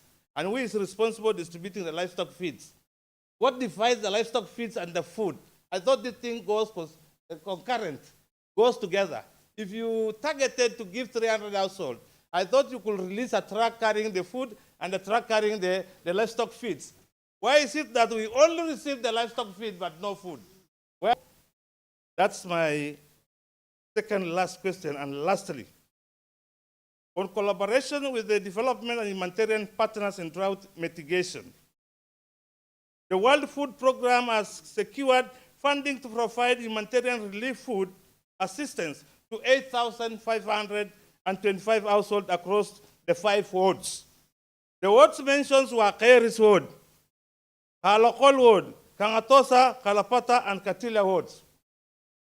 Honorable Speaker, some of these wards rely on fishing, some other wards rely on the purely pastoral livelihood. Their livelihood is pastoralism. They don't practice any other business. But what criteria was used to come up with these mentioned 5 wards? What criteria was used by the organization to come up with these 5 wards? Thank you, Honorable Speaker. Thank you, Honorable Member from Kerio Delta. Honorable Speaker, I want to join other members that CECM response to the issue raised by Mondo Dr. Wood. Mr. Speaker, I have only 3 concerns. One, I want the minister to tell me that in Kerio Delta Wood, I am not contended with the the response is giving out to Kerio Delta Wood. One, that Kerio Delta Wood has received the total amount of food meant to be given to this community. Mr. Speaker, sir, when you say Kerio has received food, while Mariel, Achugut, Elele, and Mugur, and Kopoe has not received the food.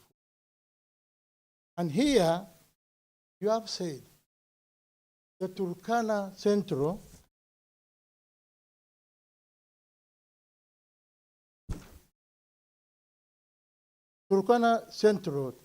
yet to receive food. Mr. Speaker, the CCM should rise and ensure what it's telling us.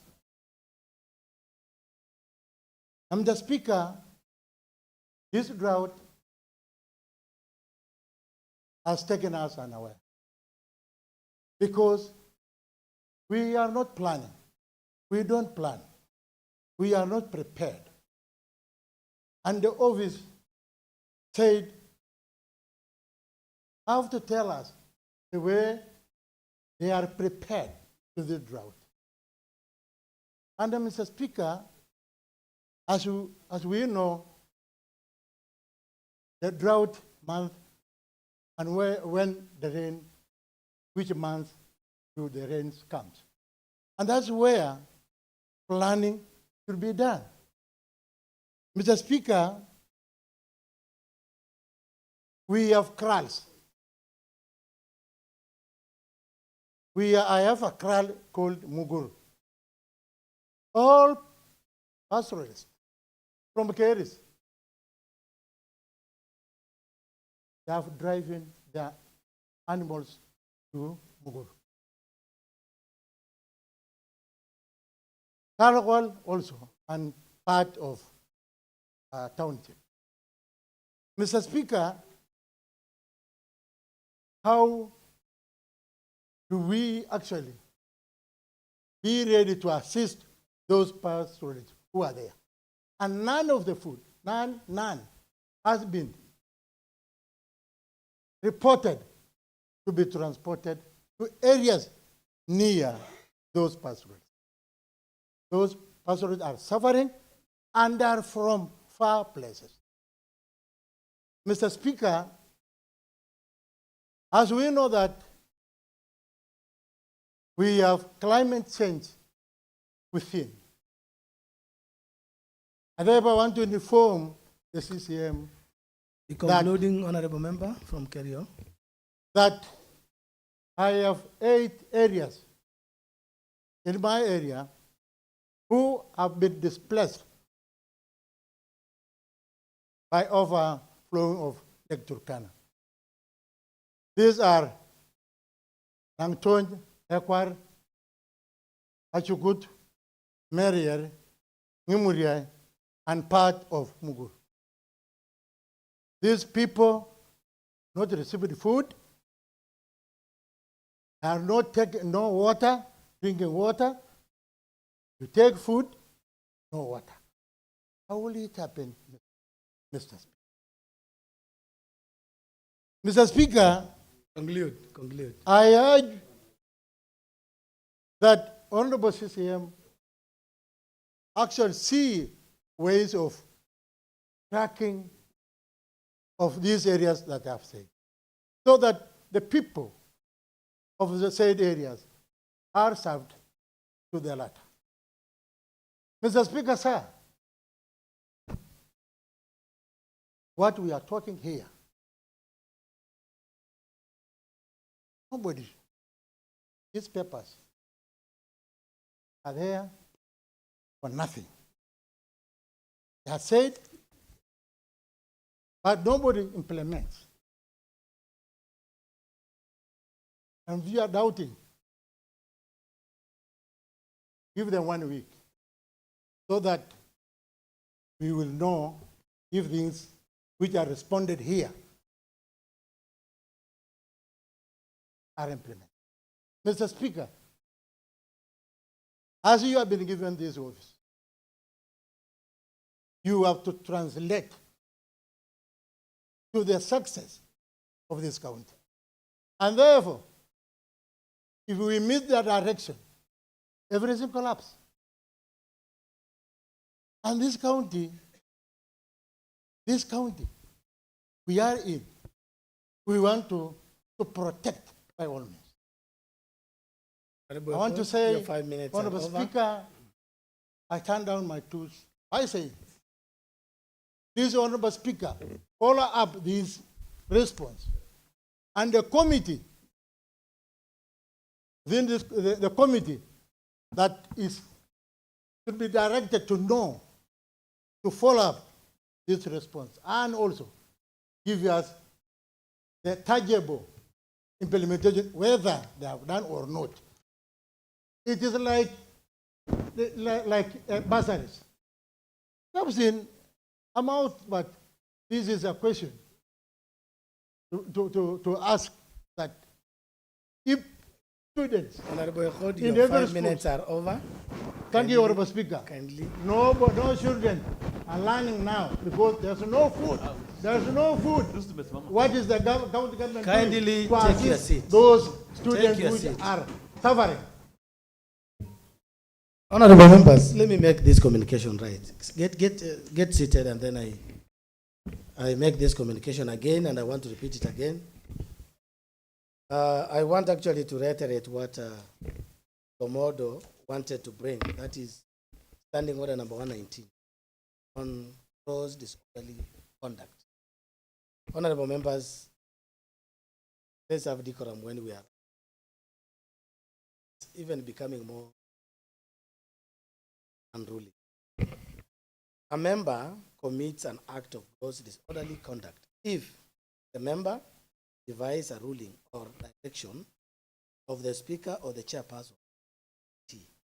Second, declines to explain or retract use of parliamentary words or declines to offer apologies despite having been ordered to do so by the speaker. C, demonstrates or makes disruptive utterance against the suspension of the member. Attempts also or causes disorder of what nature during by the visiting and many others. Honorable members, I want us to take keen care of Standing Order number 119. Honorable Member IK, and then followed by Honorable Member, later by Chairman Budget. In that order. Honorable Speaker,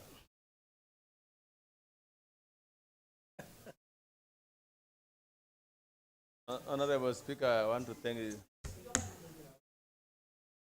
Order, Honorable Member. That one has been noted.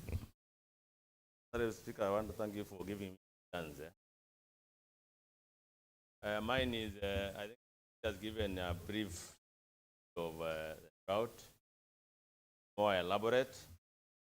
But as said by Honorable Court, as ministers, we are very good in, but in Waziri, you have said that the county government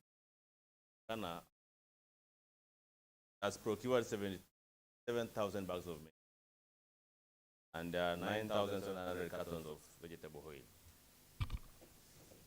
Mr. Speaker, I want to talk from experience. The Turkana warehouses available in Turkana, the one in cereal board, can accommodate 500 metric tons of food. And the only tonnage we are receiving as a county is less than 500 metric tons. I want to ask Waziri, at what percent do you approve your distribution plan? Who are your primary transporters and who are your secondary transporters? Because I believe each and every contractor or a supplier has a framework agreement to supply what tonnage each and every supplier has been given.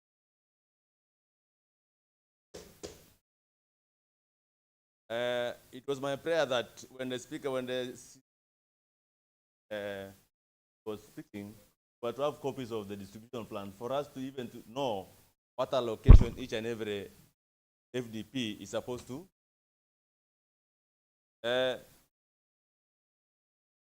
He has mentioned the reasons what causes delay in supply of food. The CEC has mentioned that they normally pay suppliers in advance. Yes, if they are paid in advance, then what delays delivery of food warehouses in Lodwar for the people of Turkana to receive those supplies in time? That is the case then. There is one question I want to ask the CEC, whether you have documents to account for that food. Because you can use a framework agreement alone. That means you are not accounting for the 400 million that this assembly approved. Way bills, deliver note, or invoices are documents to track whether a supplier or a contractor has supplied food. And upon verifications for those supplies, that's when you will be able to determine what payment a supplier is supposed to receive, both in primary transport or secondary transport. Let's be open. This county government has supported the drought situation in this county, and we have allocated over 400 million. Make sure that our people receive food at the right time. Waziri, maybe one question that I want to ask: does your ministry have systems to verify way bills or tracking food delivery to account for the 400 million county government has allocated? Because if as said by one of the members, that we are interested to know who are the primary transporters in county government. And that means I should also be interested to know who are the secondary transporters. Because for 38 metric tons of food, that is 1 week. We have enough contractors who can supply that food. I've heard the CC saying Kanam Kemer and Loda Township has not received. My prayer was if a truck of 34 metric tons can be supplied Kanam Kemer Ward to set us within, then that means Kanam Kemer Ward will have received their supplies in time. Because we only have 38.5 metric tons of food, especially with 77,000 bags. So why do you have to delay food? And the tonnage is very minimal. Point of information, Honorable Chair. Lastly, I want to request that we be open. Let's give accurate information, cannot be questioned.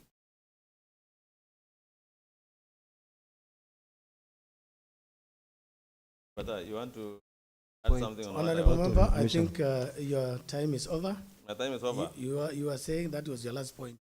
I would want to move to the next. Point of information, Honorable Speaker, before they speak. Go ahead.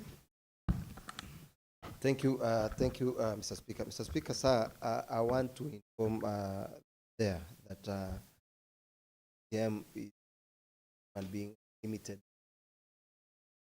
catch-up of that we're giving. We have suffocated him with a lot of questions. We risk losing the information that is supposed to come to the public. I therefore call upon your chair to allow the CCM answer part of the questions before we proceed, because it's not a machine to hold up everything.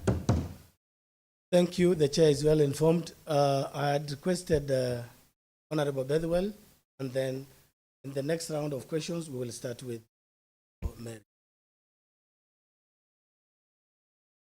Right, Honorable Speaker, thank you for the opportunity you've given to me.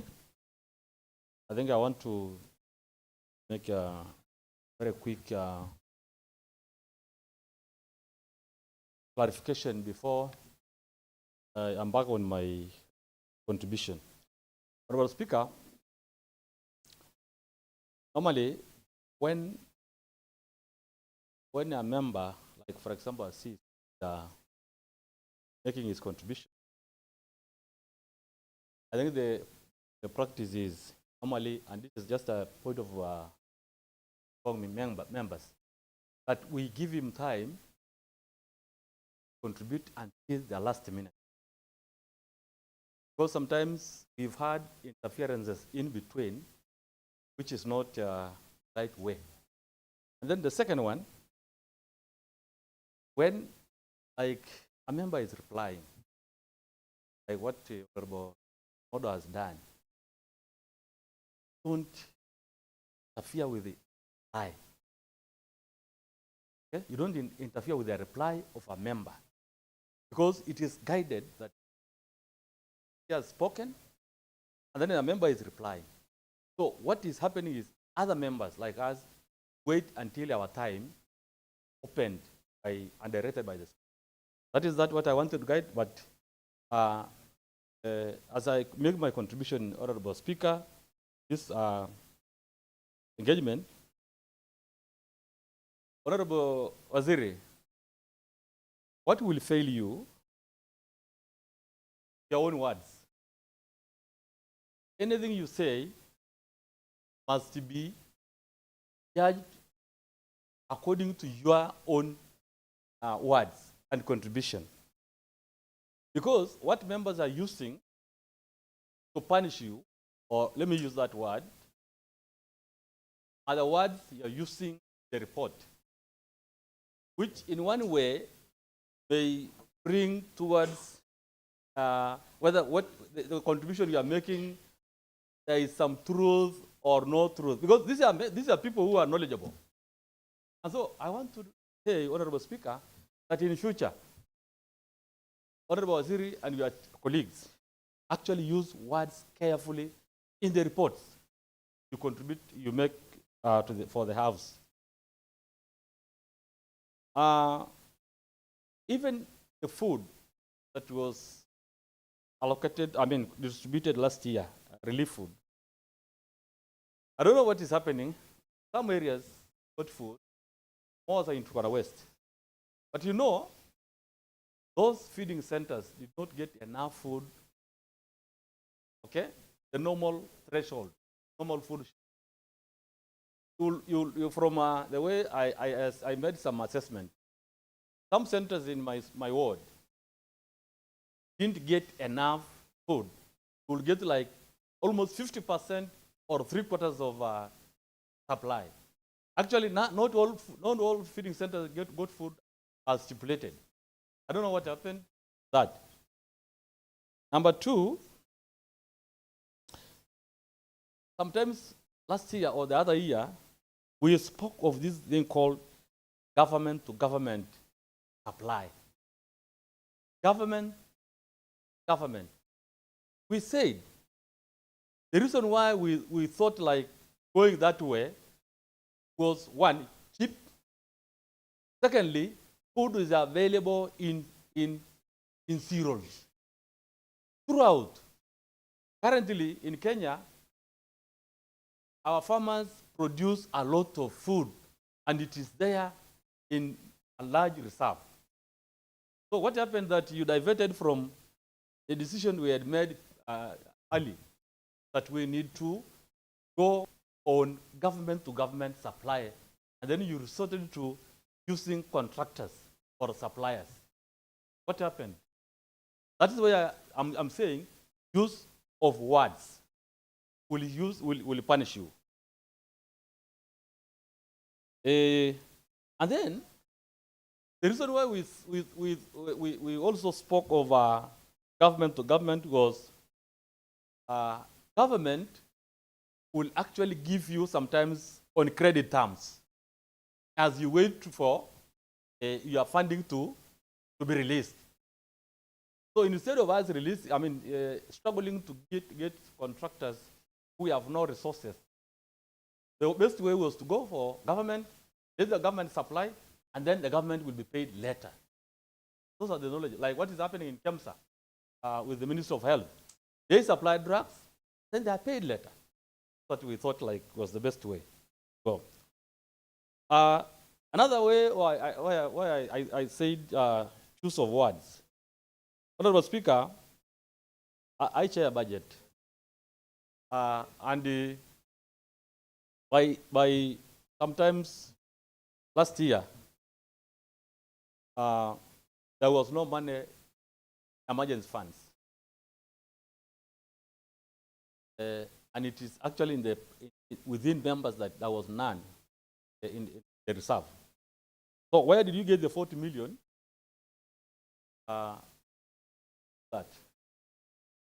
Because you've said 40 million was used, like up to yesterday, to order some for kids, for children.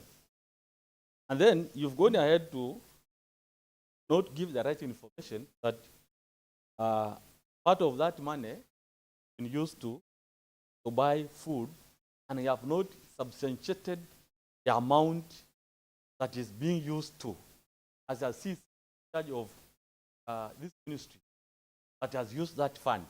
How comes you are not in light? Okay? In the light or in the loop, when the ministry money that you do not know. Concluding, Honorable. So, Honorable Speaker, I was actually brief, and that is why those are my last words. The last one, climate change. Waziri, climate change. Department, under your department.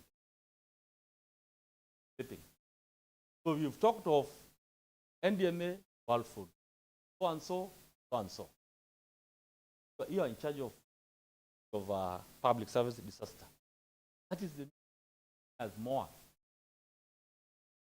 Because that's where you are in charge of. Collaboration is okay. So what is the department which is anchored in your ministry doing over the same? Because climate change is something that is now happening all over the world. So what to do as a department in charge of climate change disaster management? Because it's now becoming point of information, Honorable Speaker. Now it's now becoming more clearer. Oh, do you want to inform? I want to inform the member. Go ahead. You don't go ahead because I've not been. You not asked me, Honorable Speaker. I have already ruled that way so that you are able to be informed. Honorable Speaker, the Directorate of Climate Change, FLOC as we always say, does not fall under the Ministry of Disaster. It falls under the Ministry of Water Service, Natural Resources, and something like that. Actually, it's not under that department. Thank you. Thank you. The Honorable is well informed. Thank you for that. That was just a mix, eh? Yes. Because I'm annoyed. Thank you, Honorable Member, for that. That is why I gave you time to do that. Yeah, that's why I gave you time. So otherwise, Honorable Speaker, just I'm only giving colleague Waziri time to observe these questions and answers giving to members here. Thank you, Honorable Speaker. Thank you, Honorable Members. Kindly, I took note of the information by Honorable Aliwo. Let's allow CCM to respond to those questions, and then I will take another set of questions, starting from Honorable Mayor, Bayo, and then Minority Whip. That order. Thank you, Honorable Speaker. I stand to give answers to the questions that have been raised by the honorable members. The first one from the motion mover, that's Honorable Lumodo, that he requests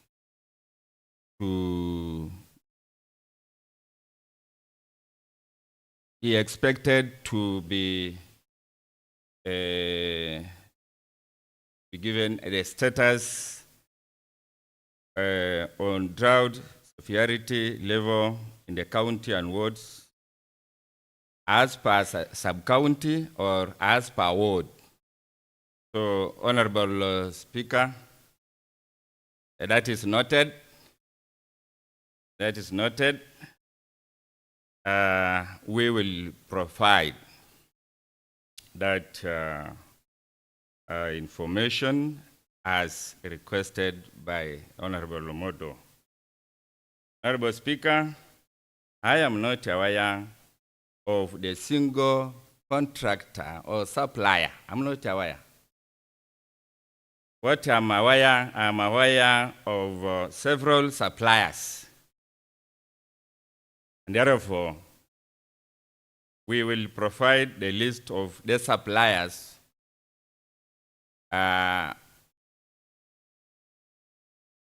who succeeded at least to have an opportunity to be given a tender to supply relief food. The issue of the ratio, Honorable Speaker, I have given the information that my office has,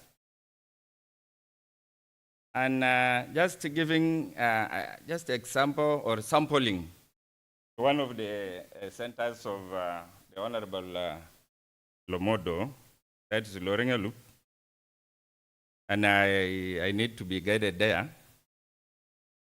I had him saying Loringa Loop, a population of around 80 against 44 bags. I don't know if I had it clearly, against 44 bags. I had earlier said in this distribution, a bag of 50 kgs is shared between 2 households. And that's why I'm giving 25 kgs per household. So if I got it clear, 80 beneficiaries against 44, I expect 40 against 80, that's around four households. Those irregularities are there across the county. And as a ministry, we understand those records. But I want to at least also to ask the honorable member that the distribution is still going in your ward. In fact, it started around yesterday. So the issue of less than the ratio has not reached my office, but what I know is 2 households per bag. So you can let the distribution to go. Then you can also maybe come up with a clear report about the distribution ratio in your ward. At the same time, we do get the report after the distribution from every sub-county, from sub-county, ward level, up to the village. So we compare notes and see where the problem arises or not. Yeah, Honorable Speaker, on issue to do with the relief food, the paying the contractors, I have not said, and I make it clear, I have not said your contractors or rather suppliers were paid so that they distribute food. I have not said that. And as per the procurement regulations, it doesn't work well if you go to that. I have said, and I need to be corrected where I went wrong, I have said, since when the supply of food started up to January, we paid a half of what those suppliers have supplied. are half of what they supply. And that is, according to our records, almost 33,000 bags of the food supplied were paid. Almost 33,000 bags were paid. So the rest of the supply, we have not paid until the supply cycle is complete and we pay them.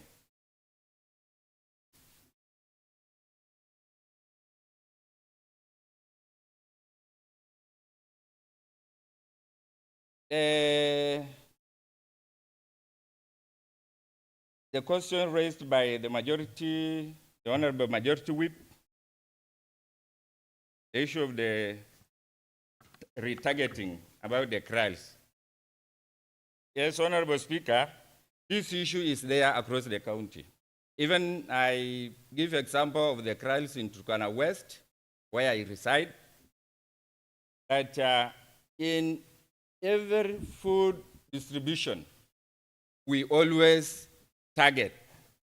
We always do retargeting because, and particularly to the kraals, because there is always that movement pattern of our kraals, searching for water and for grass.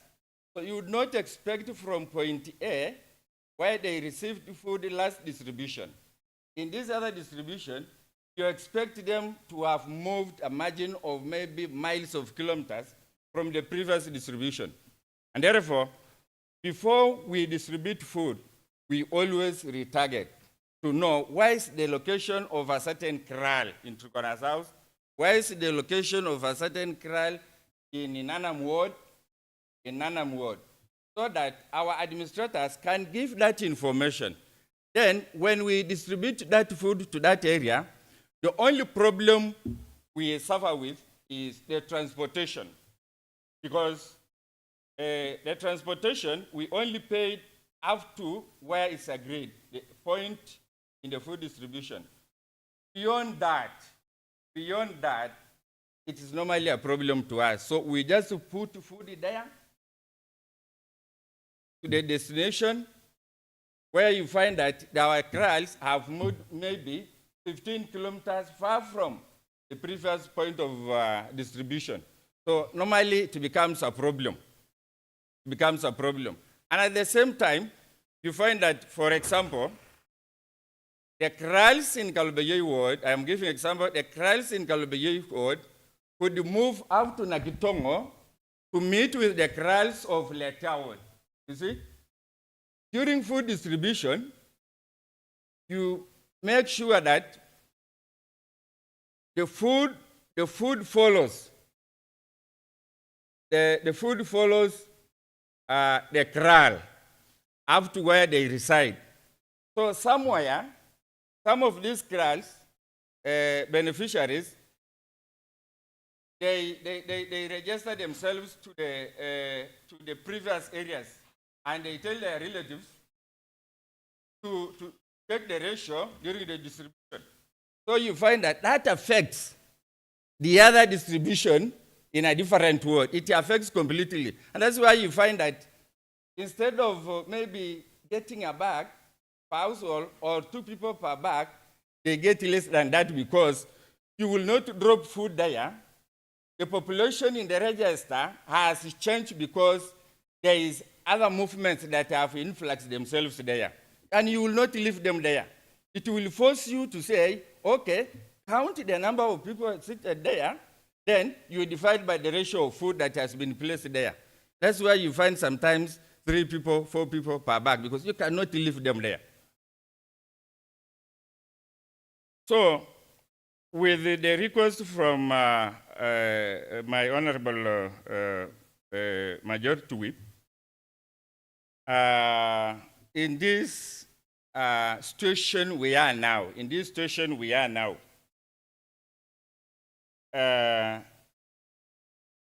my ministry, through our structures on ground, we have already identified areas where our kraals are settling now. through the offices of the sub-county administrators and the ward and village administrators. And therefore, with the distribution we have, we now target taking food to reach them where they are, where they settle. And sometimes maybe our transporters gives us some challenge that they will not take food inside a certain kraal in the bush. Instead, it can sometimes force us to use our cruisers. You fuel those cruisers, you make sure that food has been taken to your people there, instead of maybe quarreling with the transporter, because the transporter will give you an extra miles and you will claim that payment. So sometimes it forces us maybe to look for fuel. You fuel our word land cruisers to make sure that our people are getting food. So it's a challenge. And therefore, Honorable Speaker, this issue of the kraal, as per the situation now, is being addressed by the leadership, by the ministry, as well as at our cabinet level. Make sure that our people are taken care of in a proper way.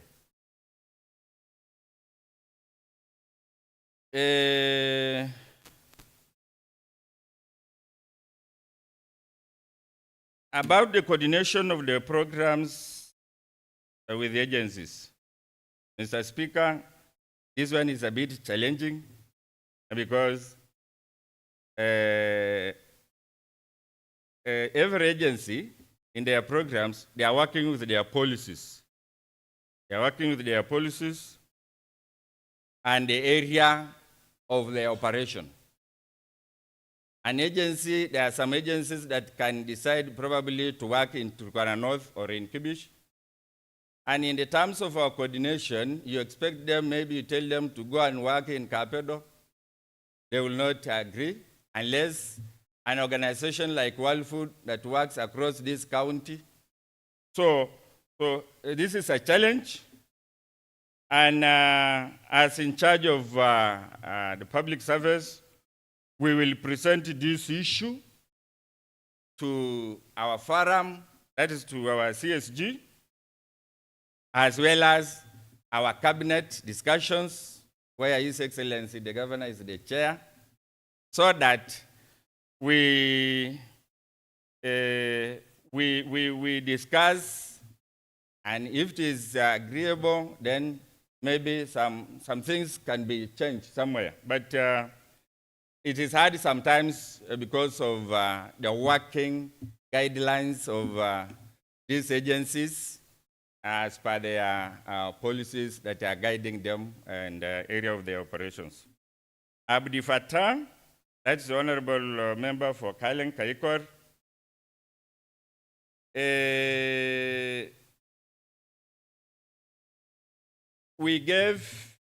I gave a general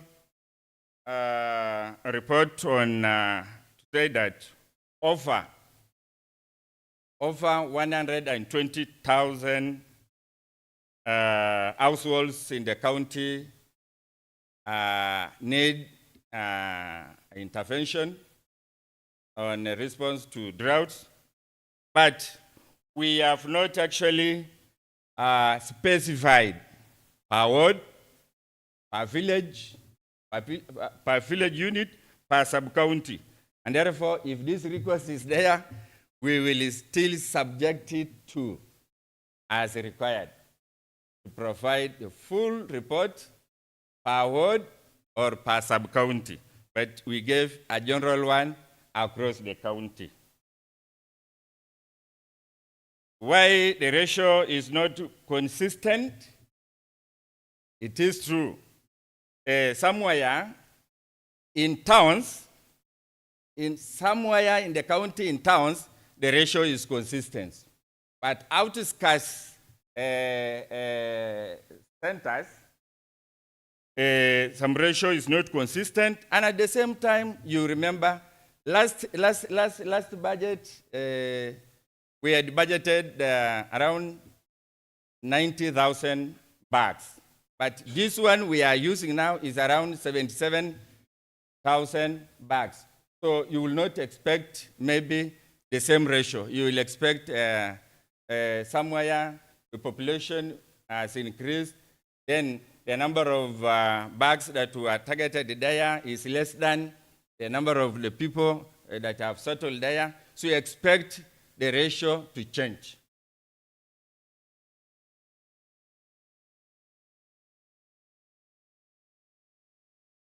The issue of the livestock feeds, why they have received only livestock feeds and not accompanied by food, I say that is a national government issue that is being managed by the county commissioner and other administrators. So I will not actually give an explanation as to why they gave only livestock feeds. So I'm not in a position to give that. So Honorable Lockwood, Terrio Delta Ward. Yes, I did not say during my last, the first, I said Terrio Delta is placed under the wards that are ongoing in food distribution. So it's among those wards that distribution is going now. Although by yesterday and today, their food has not yet been taken due to means of transport.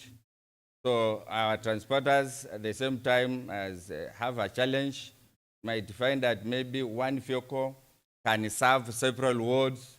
So that's also a challenge. The issue to do with 8 areas. So I'm responding this, but the honorable member is not there. I don't know how we can, but I've taken note of this as an office. I've taken note of this issue because it is so needy and it requires an intervention from the ministry about the areas he's saying, people that were displaced or flushed away by the Lake Turkana.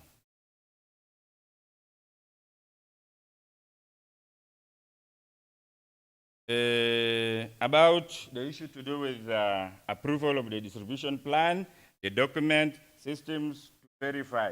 We have all this. And the honorable member, James, he will provide. We have all this. You cannot distribute food, you cannot manage food without these documents.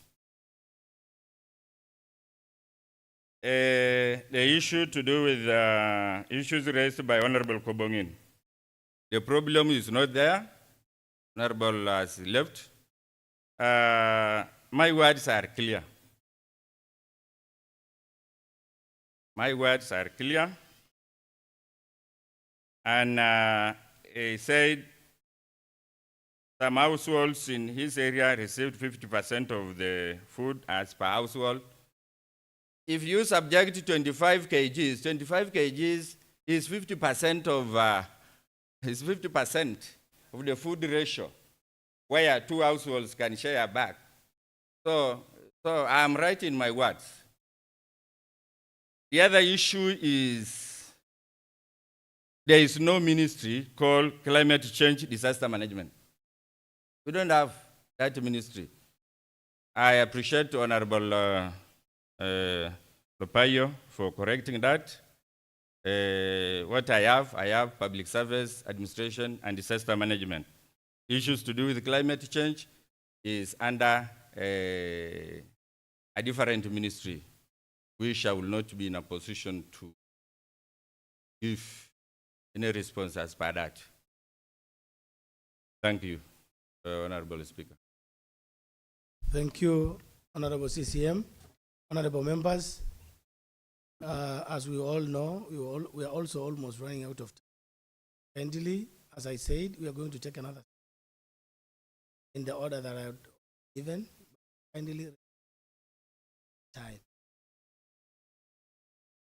Honorable Mary, proceed. Thank you, Mr.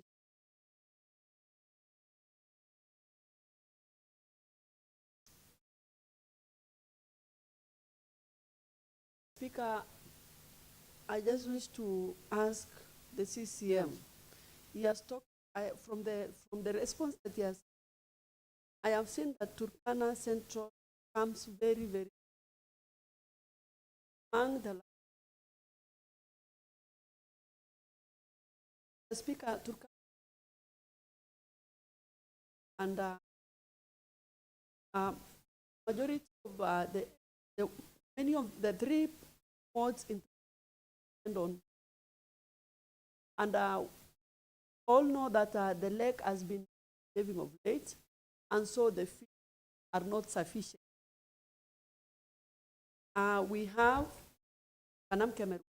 Honorable Majority Leader. Honorable Speaker, I stand to give a procedure motion.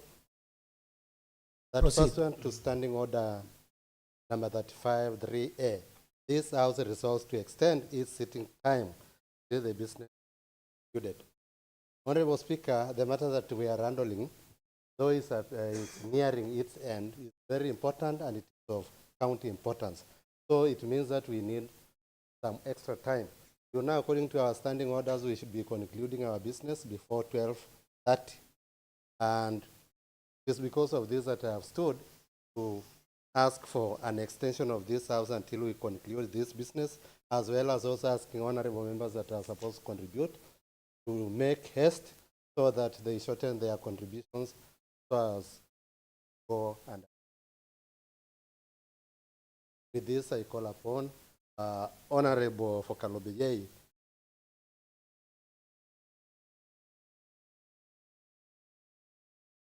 Honorable members, I now want to propose the question that due to the business that is ahead of us, I request this House consider adding more time so that the business is finished. Having said that, I now welcome the members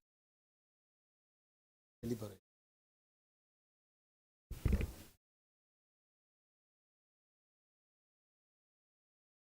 Members, reading the mood of the House, I want now to put the question that this House considers the extension of the House until the business is. Will as many as of the same opinion say aye? Aye. Will as many as of the contrary opinion say nay? I have it. Honorable Member Mary, proceed. Mr. Speaker, I just want to shorten the questions that I want to ask. I want to inform the CCM that the situation of hunger has contributed to insecurity in the township ward. Because people are very hungry, they have resorted to stealing other people's livestock and selling so that they can satisfy their hunger. And also, the insecurity issues in Lodwar Township Ward, which has been contributed by the hunger. And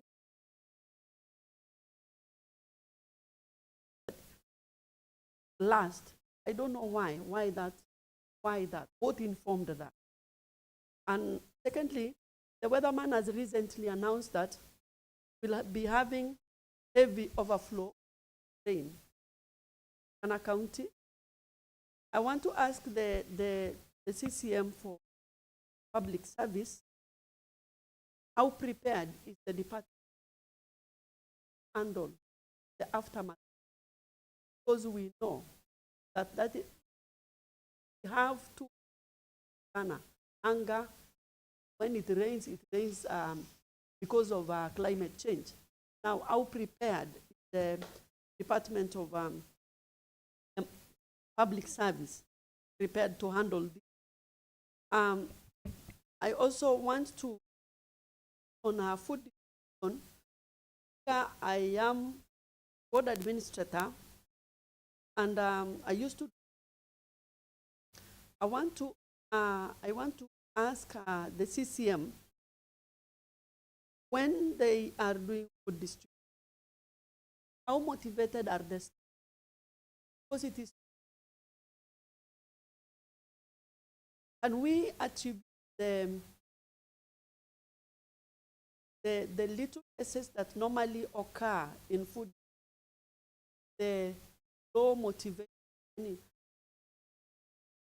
staff motivation. How motivated are staff while undertaking the job of food? Thank you, Mr. Thank you, Honorable Mary, for being precise. Honorable Opayo. Thank you, Honorable Speaker. I want to be very precise and clear.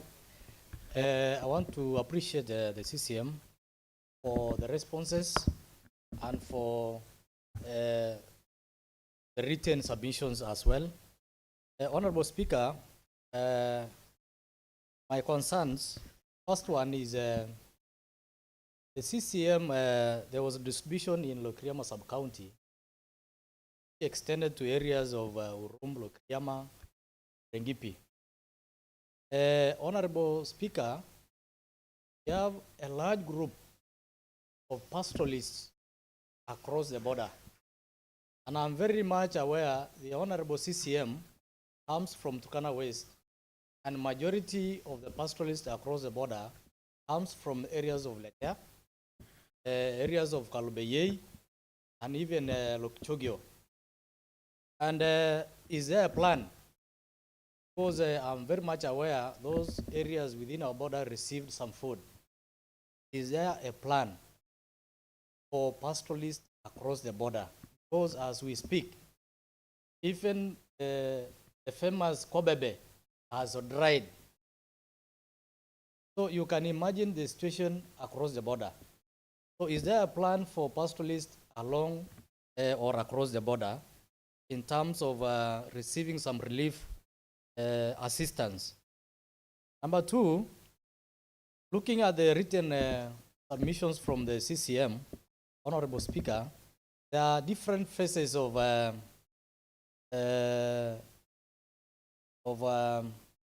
classifying of drought or emergencies. And I saw there is one IPC 3, and then there is IPC 3-4, which is a bit on advance in terms of is the emergency phase, which means the livelihoods have deteriorated. And looking at the areas that were classified under IPC 4, and the submissions from CCM, areas of Kalapata, all those areas that have not received relief assistance from the county. So I thought why couldn't the department prioritize those areas because they were classified under very dire conditions. Honorable Speaker, I want to appreciate the CCM because in the written response, there is 40 million for additional nutritional supplements.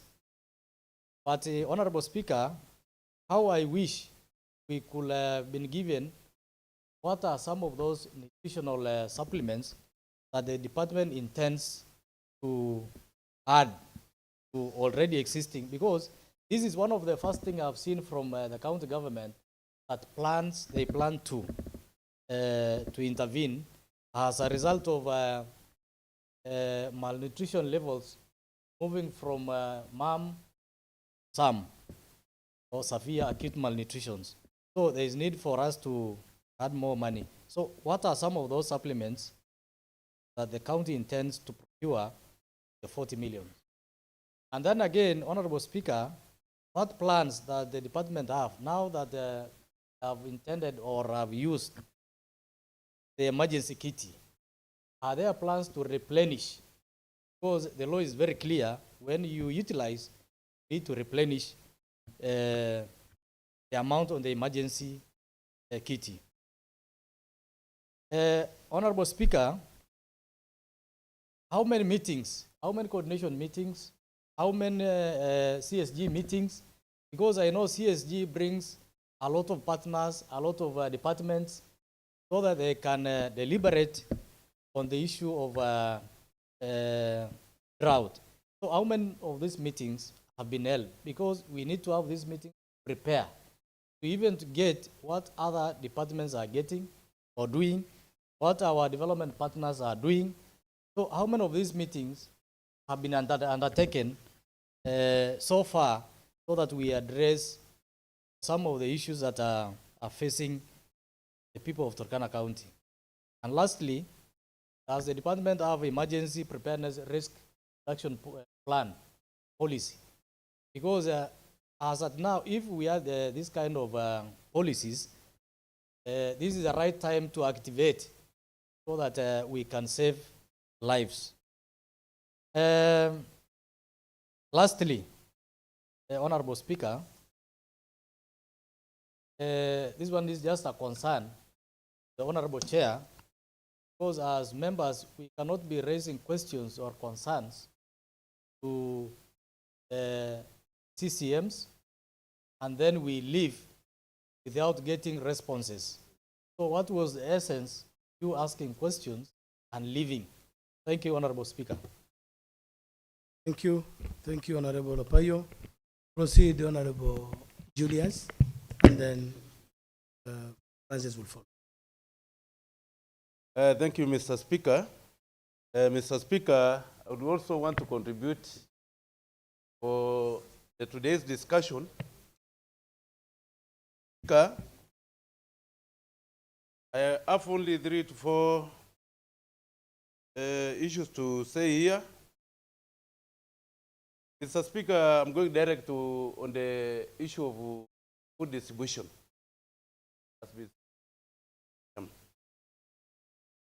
In my ward, I really received food for 21 FDPs. And to that matter, I do only remain with the one distribution center, which is Nalapatui. And to that case, there was a commemoration that was done last year on 12th December, my ward, concerning the issues of our clan, even remembrance of our late Shapam Lele in Alapatui. Unfortunately, I managed to go and get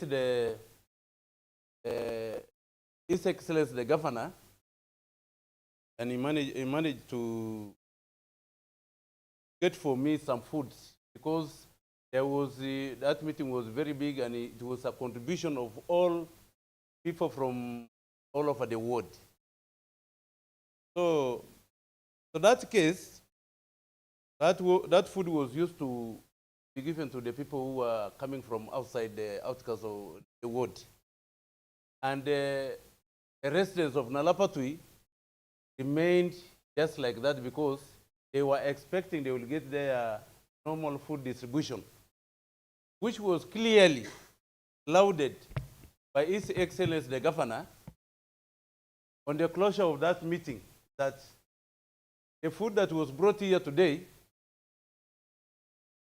is not the one that you used to get. Your food, your normal food is on the way coming. Mr. Speaker, through the Minister, I've waited for that food for 2 months right now. Yet, the Minister is from that area. He really knows the Kras that they had migrated to Uganda. That is Lodenge Kral, that is Ikaleakwan Kral, and that is Lochomin Apamlele Kral. They had migrated from Uganda, and nobody had targeted these krals. They are all, some of these krals, their animals were being raided away by the nearby enemies from Uganda. Some of them have decided to resettle in Alapatui. So my question is to my question is to the minister. Why is the food for Nalapatri? Why is the food for Nalapatri? My people are disturbing me day and night, asking me where is the food that was said by the governor.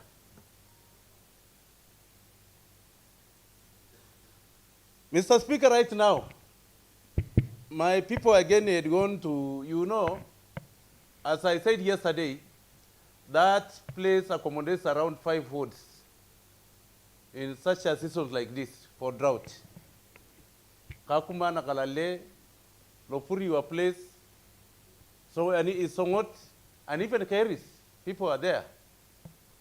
Now, these people have been chased away since it is now almost 4 days to 5 days. They have now come back. What measures as the minister put in place to make sure these people at least have something to eat? Because these people are really starving. And that's why you can see some of them, even yesterday, they were caught by KWS when they were trying to hunt for their wildlife. So what measures are being put in place for these people to get food? That is on the food distribution, Mr. Speaker. Number 2, on emergency, I had seen last month or some 3 weeks ago,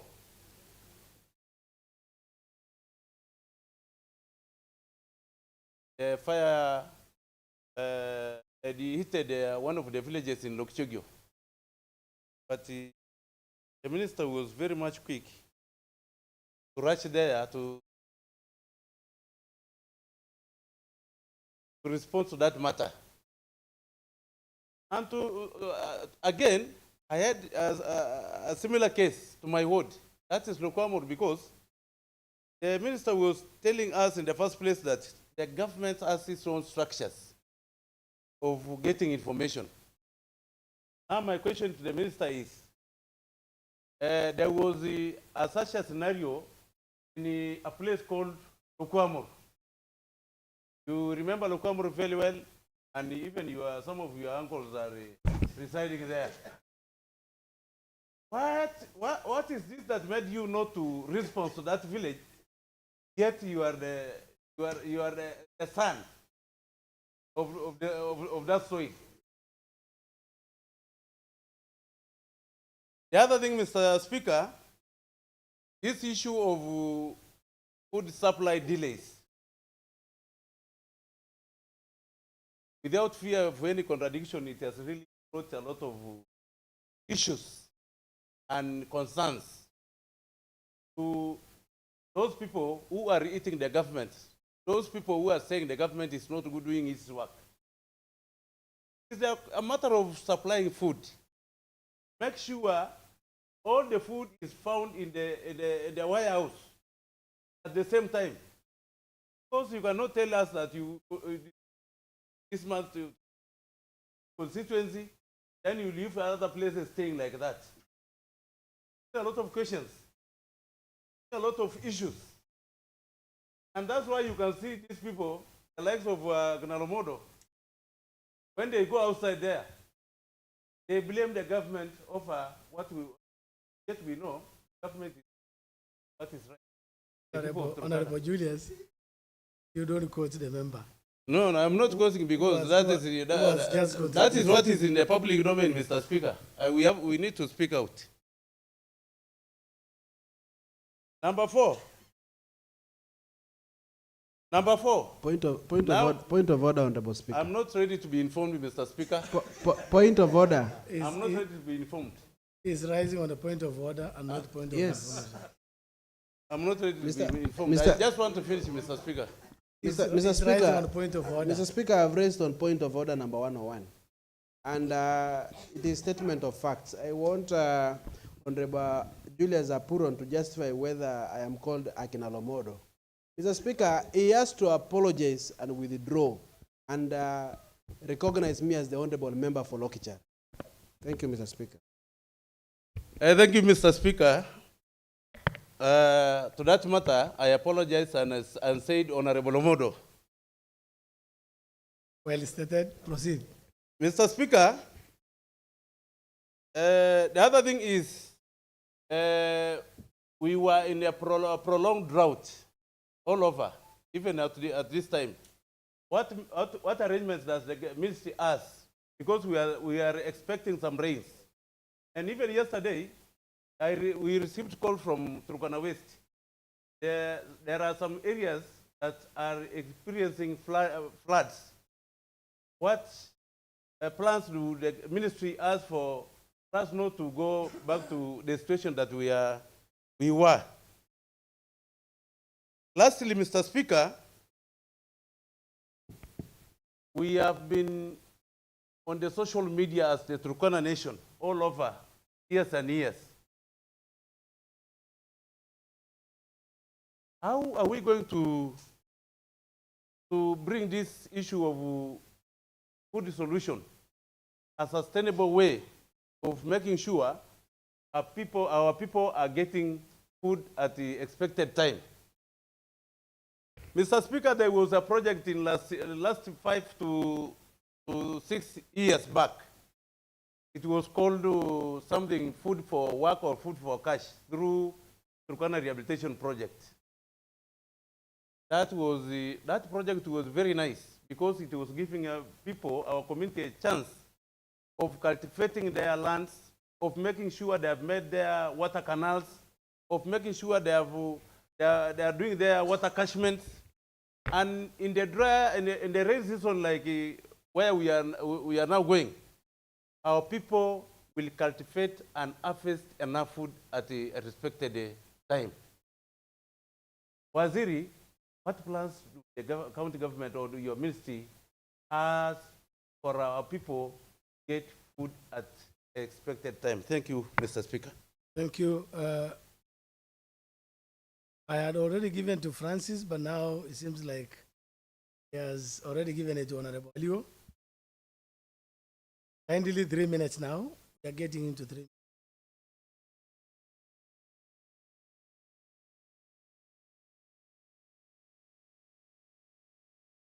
minutes. Mr. Speaker, you have already indicated that I should have 3 minutes, which I know to check on. Mr. Speaker, this is a submission. I have the following to maybe inquire. One, the CECM has alluded that ratios has been reduced from 1 bag per household, either 2 or 3 per household. The question is, what has informed the reduction of ratios per household as portrayed by M? Number 2, Mr. Speaker, we are all aware that has delayed enormously from Q1, Q2. We are now towards, Mr. Speaker, that looks like a disservice already starving community or public. Mr. Speaker, I want to ask the Waziri, what mechanism is the department planning to consider or considering to employ going forward to ensure that we are not going to be plunged again into such delays where our people are suffering when we allocated money. This county assembly allocated money for food distribution long time ago, and we are now towards the tail end of the financial year. That is when we are still informed that we have not yet completed the circuit of giving food to, distributing food to the people. The next thing, Mr. Speaker, I have seen Red Cross and WFPs. There is a Red Cross. They're saying Red Cross is planning to give maybe food, maybe other NFIFs to people.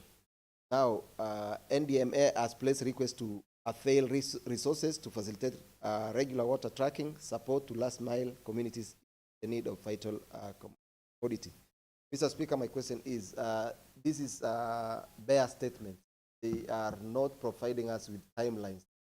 We expect maybe NDMA by this time to have assisted this problem by this margin. Or the Red Cross has already done the planning, has already done this, and maybe by this time, the distribution or the help or the assistance that we intend to get from Red Cross will have reached the people that are suffering. So, Mr. Speaker, I want to, the CECM to indicate the timelines of these things. Now, finally, Mr. Speaker, there is this thing called disaster, and it gave me some kind of thinking to try and find out what is this thing called disaster. And the dictionary meaning says a disaster is a sudden catastrophe, event that causes significant damage, destruction, or loss of life. Now, it also says a disaster can be a natural like a drought affecting crops and so on. Now, I came to ask, is raids classified as a disaster?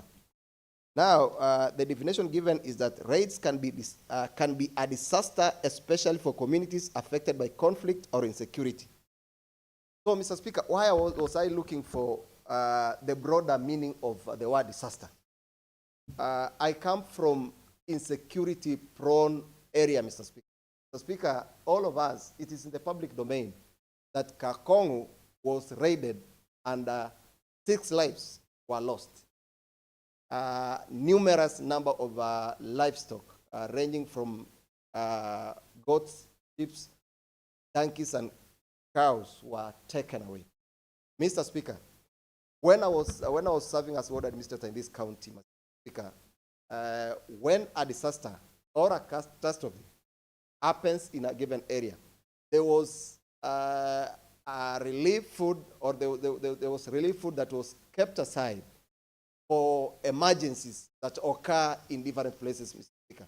Mr. Speaker, Kakongo, since that time that they lost many people, they lost animals, the structures the CECM is talking about have reportedly given information to the headquarters that the people who are raided and lost their people require interventions and assistance by the department, Mr. Speaker.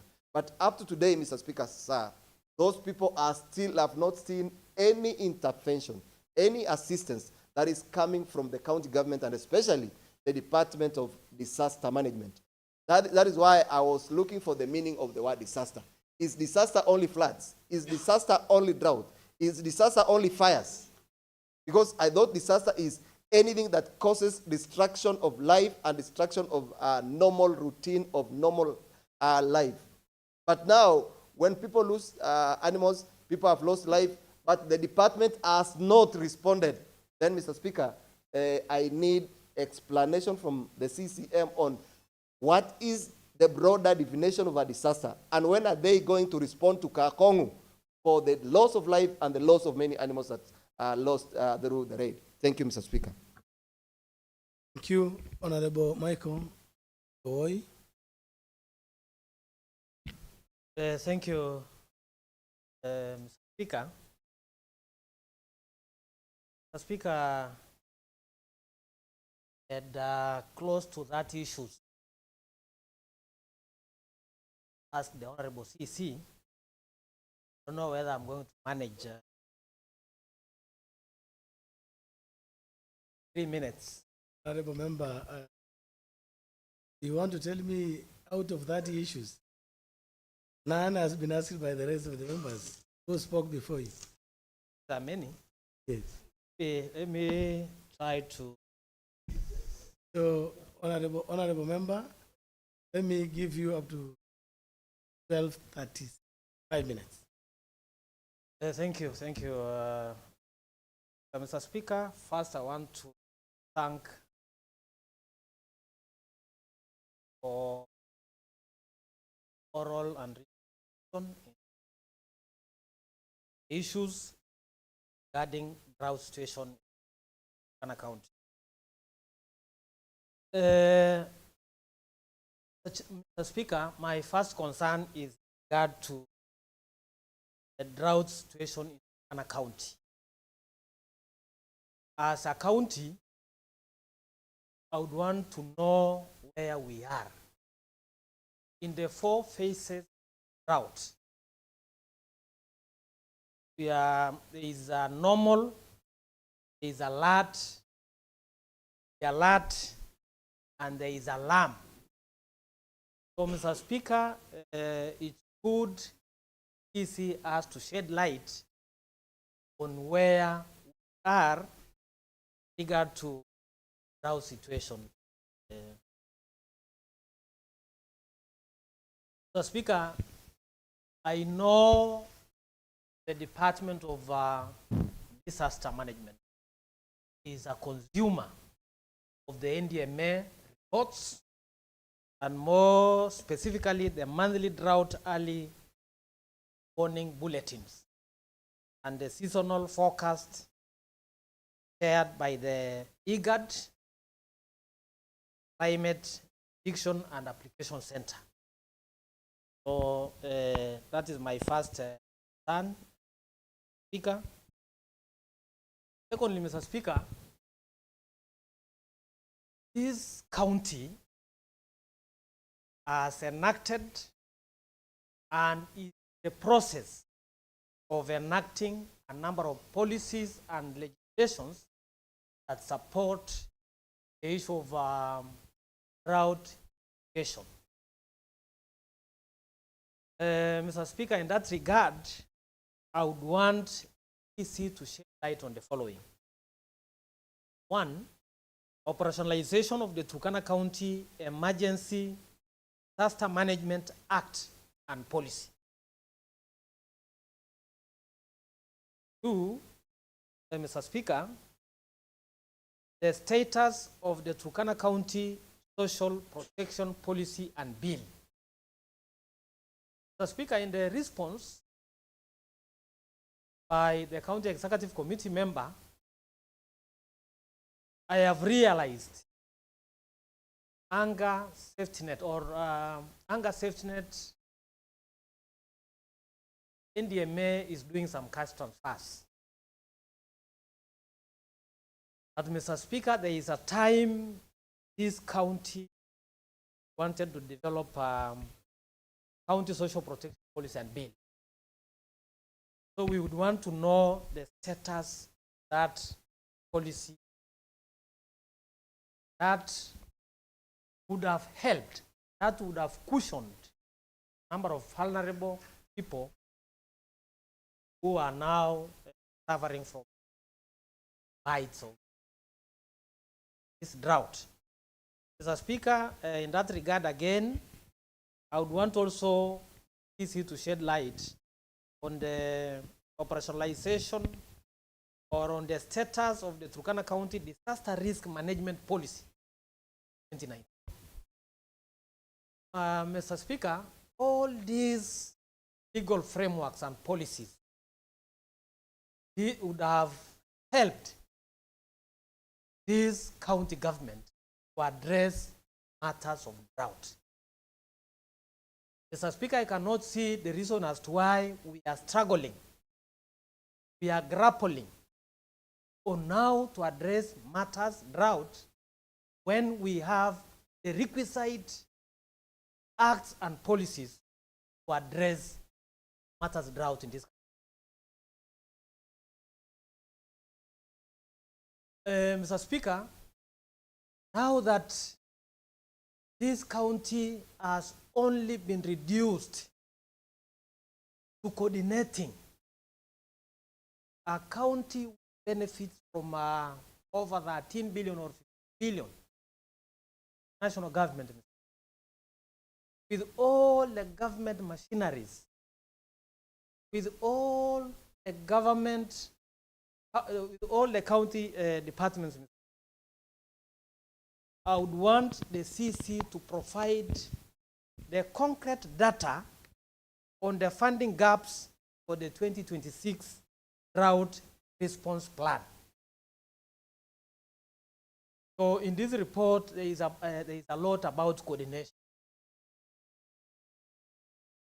So when we are capable of leading from the front, ensuring that we have resources that are, or interventions that are provided or given to our population, very people who are affected by drought.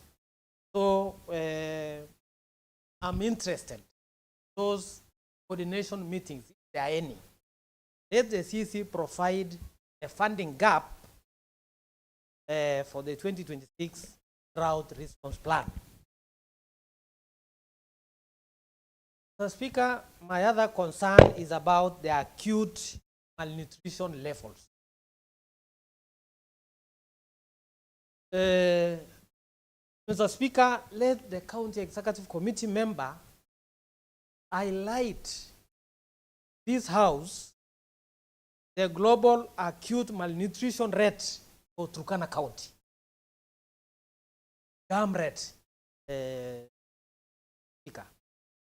Because for the under 5s, for pregnant and lactating mothers, and what efforts have been put in place to combat malnutrition in Turkana County and strengthen the resilience of the affected households. Mr. Speaker, we are even keen, out of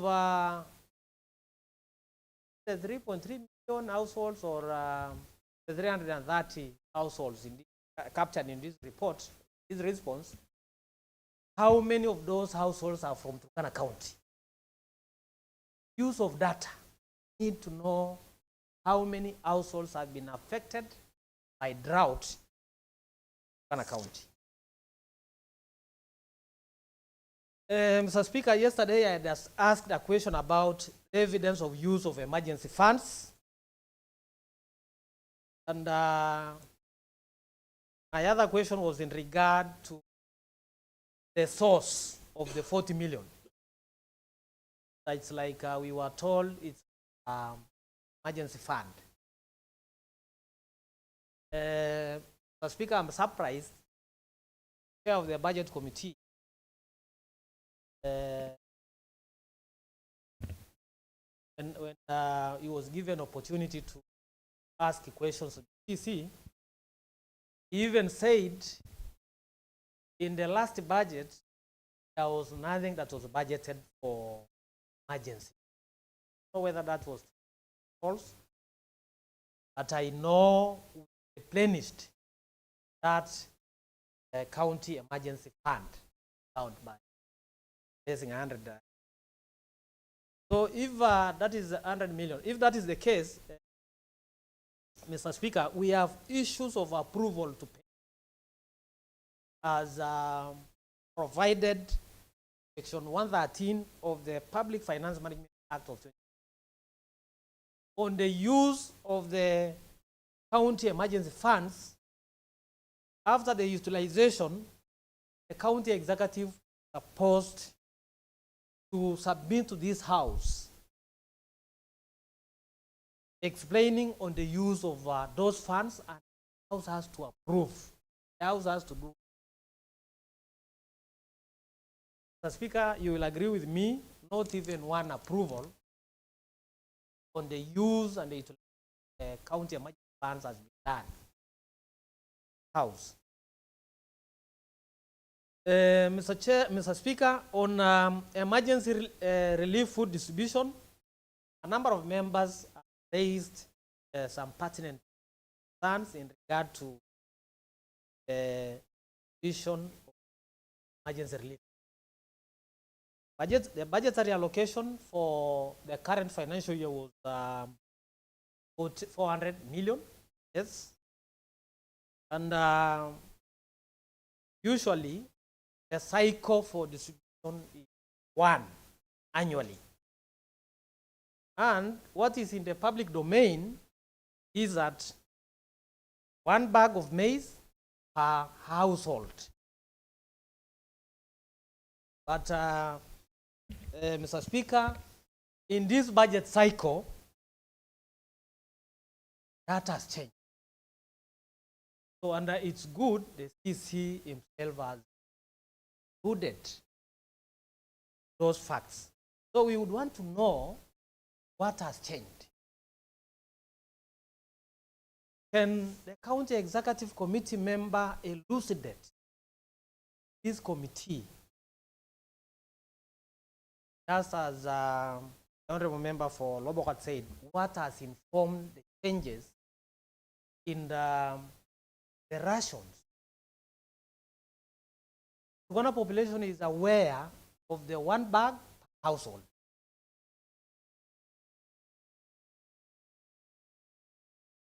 Mr. Speaker, we are, some of us, we are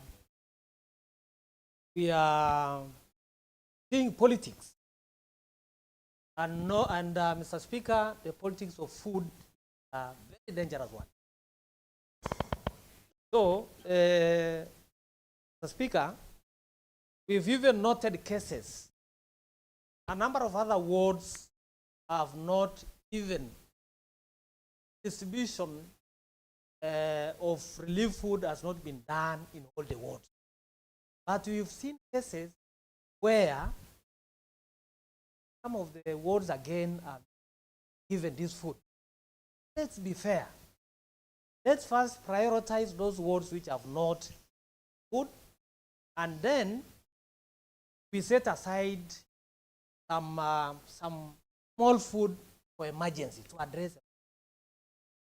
But it's unfair to again provide relief food, some wards which have received their share, others at the expense of other wards which have their share.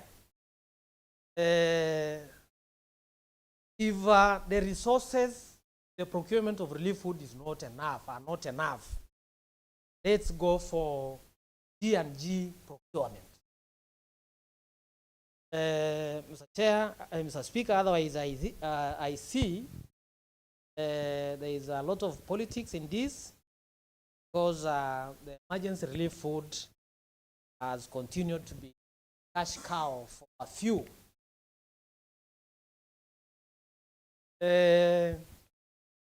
As I conclude, Mr. Speaker, the County Executive Committee member, Public Service Administration and Disaster Management, prides of essence all the that words. Mr. Speaker, I want him to clarify to this on as to why a number of the ward vehicles are supposed to support officers at the ward level. A good number of these vehicles are grounded. How are officers even going to intervene on some of the critical matters we are deliberating in this house if vehicles are grounded? For Mr. Speaker, for the few vehicles which are still running, they are being maintained by specific drivers. Mr. Speaker, that is unfair. This is a government. Mr. Speaker, the other issue is and provision of fuel. The field officers at the ward level. Mr. Speaker, we used to have fuel facilitate ward officers. Mr. Speaker, the ward officers have been forced to either walk on foot or hire border borders. And Mr. Speaker, these are these officers are executing government assignment, and for that matter, serious government assignment. So, and finally, is on the issue of the impressed, the county education officers, which has become something of the past. So, Mr. Speaker, it becomes very difficult for these field officers to do their work because they are not fully militated. How I wish in his response, he see us to respond to these issues because they are very critical, and especially now that we are talking on issues of drought. And we heavily rely on these officers giving us information at ground level. Thank you. Thank you, Michael. Honorable members, let's kindly stick to our minutes because we've already extended the house, and if it is going to up to PM, again, we need.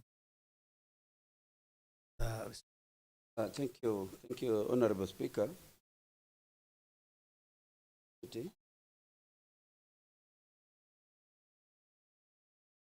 After Honorable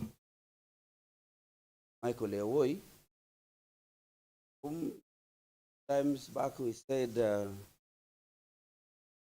will be given the last chance to, because it's very exhaustive. As though if anybody comes after him, I think they will not put things very right. Thank you so much. I too want to thank them for this engagement. We want to thank him because, of course, very responsive. Yes, responded to a number of issues. My concern, I know that we wouldn't get things very clear here. My issues on timely supply of food, relief food. I do not understand why there are ever delays in the supplies of relief food. You have the suppliers, the contractors, and that the appropriated money is allocated. And so do not understand why there are days. And then we act on emergencies, which causes a lot of confusion, rush, and things may not actually go well. So my concern is what could be the problem? What could be the challenge? Are they paid or not? Two, the issue of ratios, as many have said, will dwell on this because, as many have said, that it was very clear, it is in the public domain, that it was agreed that the supply, the ratios is a bag for a household. And that, we are told today, it's coming down 2 people per bag, or even 3. And some people have asked, what informs this? What's the purpose for this? Is it the budgetary, or what reason is? When this food distribution, when we witness, we always witness that a number of people, many people are left without allocation. Many people, just a number, the list that is there, it is not always updated. That is what I realized one at a time. The list is not updated. And so we've always asked, each time there is distribution, then after that, the people who have not benefited, then they need to update the list. so that in the next distribution, those people who missed in the other circle do not miss again. Because there are people who continue missing this, and there are so much disadvantage. So this raises a lot of problem. So 3, we have captivity comes last, and captivity that experiences a lot of security. There is a lot of displacement. There are no activities taking place because of insecurity. So you find that these people suffer completely because although this place is potentially agricultural place, but because of this insecurity, it's nothing in this. Even when there are raids, as Honorable Ali was saying, we are not rescued. These issues are not responded immediately. So sometimes we wonder what happens. Are we from this community or not? Are we not Turkanas? We also expect that those emergencies, when there arises, the county responds. It responds to relief. These people who have they have been killed, their animals' livelihood have been destroyed or driven away. But heavily this happens. Sometimes one of emergency hits. So what then happened here? 3, and I think just bring it last. We were talking about humanitarian organizations, these partners. My ward, Captain Ward, is like a no-go zone. Like a no-go zone because these partners do not reach these places. So, what maybe the CEC will maybe tell these areas that might have been termed as no-go zone. For what reason? People are living there. The Turkana people are living there. They are occupying there.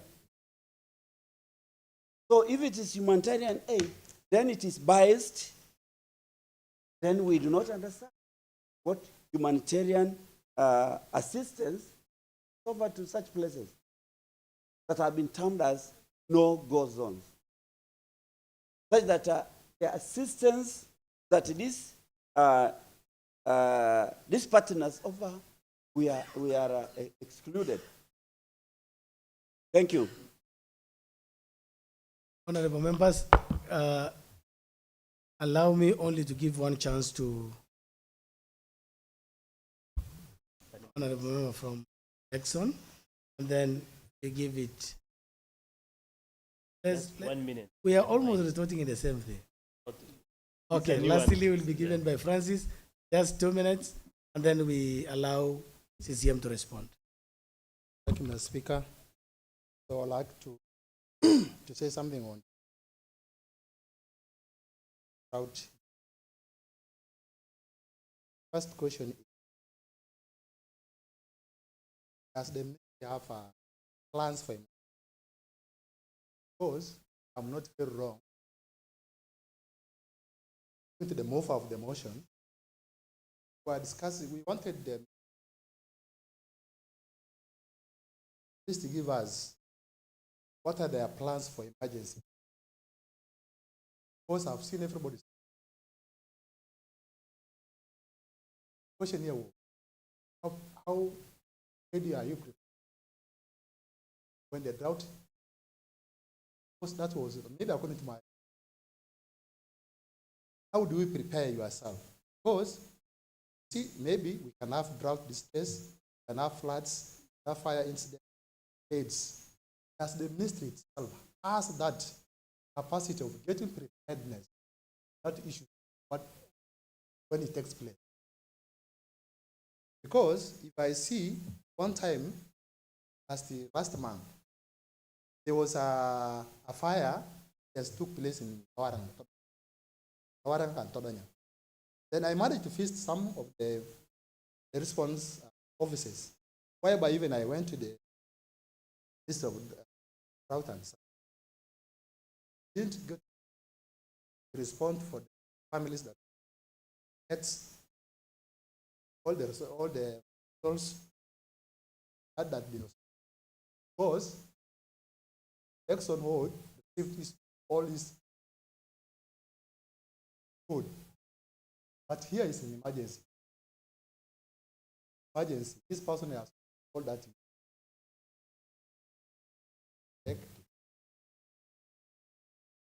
then they just left like that. How ready is them? Sadness for culture. Another point here is I've seen people that are trying to appreciate so much, partners, national government, while this house, we are the same people who are approving this budget that we are supposed to have a budget. They are the one that say that the county government get ready, it has to get ready, and release the money for emergency, and the ministry himself get ready for it. And then if we see that, you will see the national government partners very well. Then what's the problem? We are in this house. We are the one to make rules. How this? Then if you that the reasons why we don't see the county government is not working because of their food, maybe once in a month. Then why don't we make another way of change their plans so that the county government can be seen that they are responding to this emergency? Because we are the one to make the rules here. We are the one to approve the budget. So that, see, because if you see the county government is not working, it's including even ourselves. Because we are the one even to decide. For us to be seen this county government is working and National Assembly is working, let us share their plan of this. Let us make it in quarterly. This, if it, yes, quarterly, maybe instead of maybe monthly. Help us. I conclude by saying,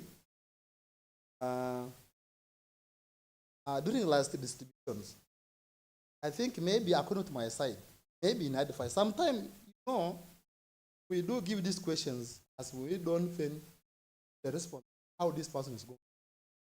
So sometimes when you try to guess what, because we are here to solve the problem, then why don't we make them to have his time, get a preparedness, timeline, and the distribution period, so that each and every ward can get a period of time, exact time, so that we cannot duplicate.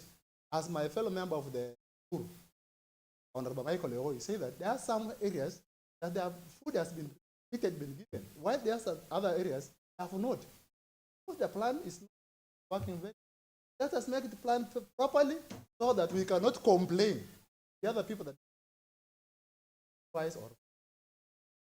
Lastly, food is one of the areas in Lower Rangap have not received.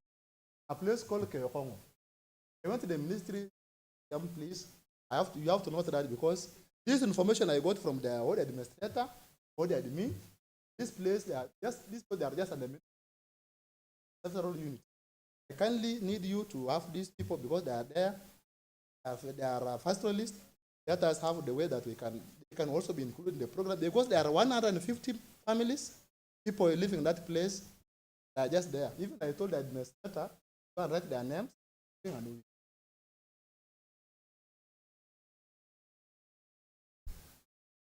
I think that could be the last, but actually, there's something I want to say here.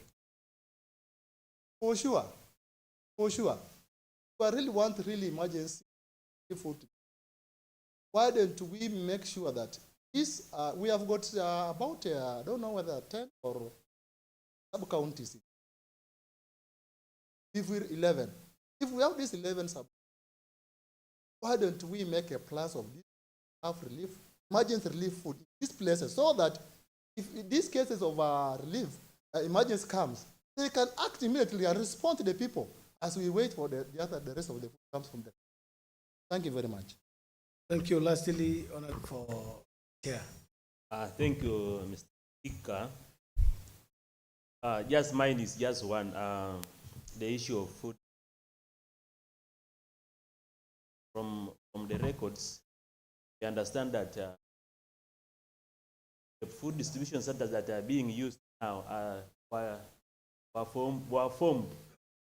established 2013, some time ago, and we are still using the same food distribution.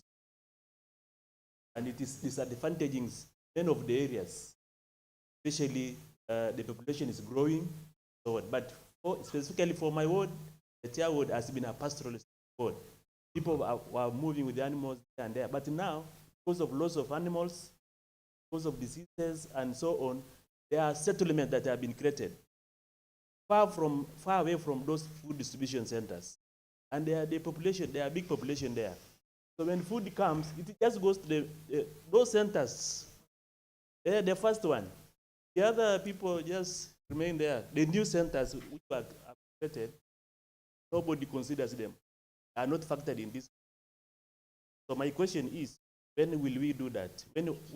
What happened with these other people who are now in those centers? What can we do about them? That's my question. Thank you, honorable members. I think we've made our contribution, questions. Now let's begin and give CCM time to respond to the questions. Proceed.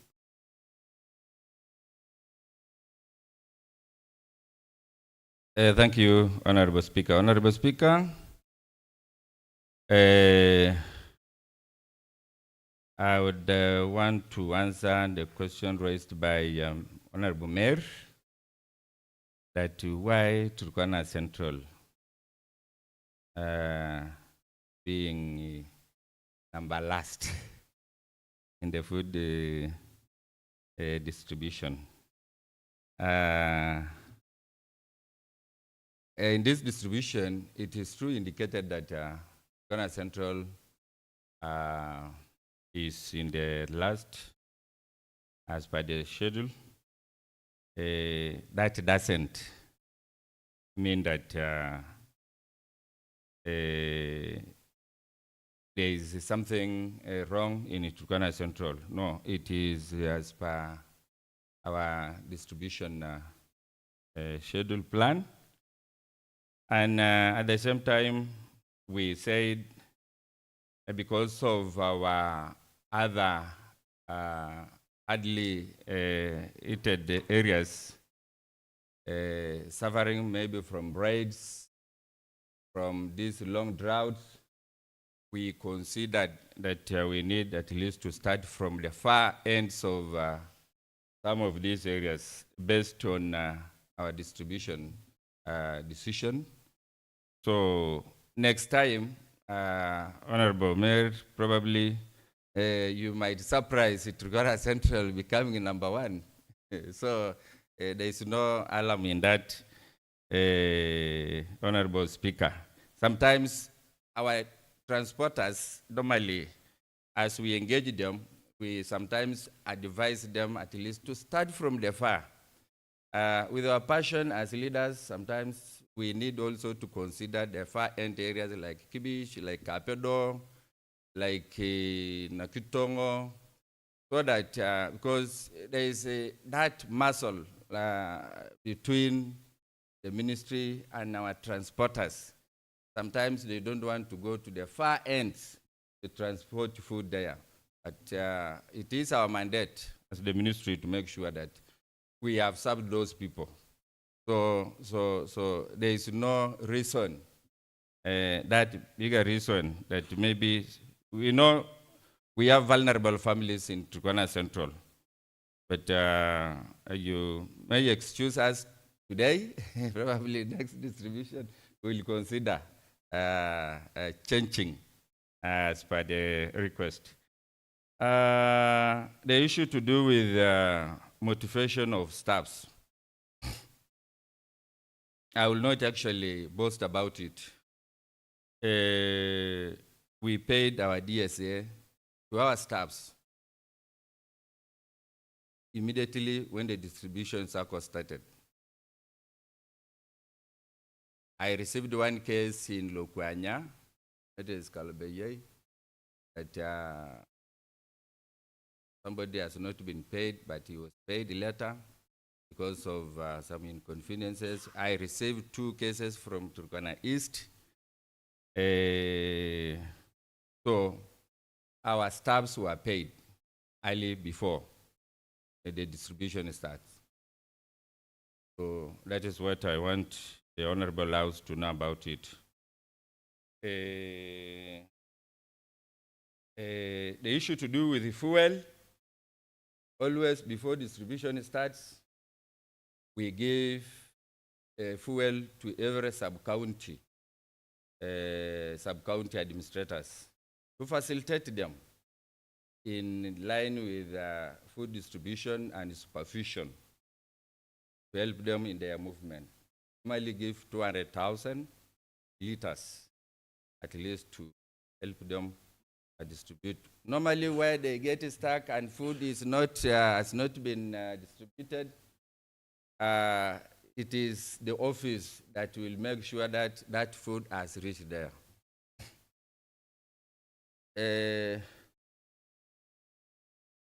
Honorable Lopayo, a distribution in Lokriama and plan for Kalobeye, Letia, and Lokriama for home areas, people across the border.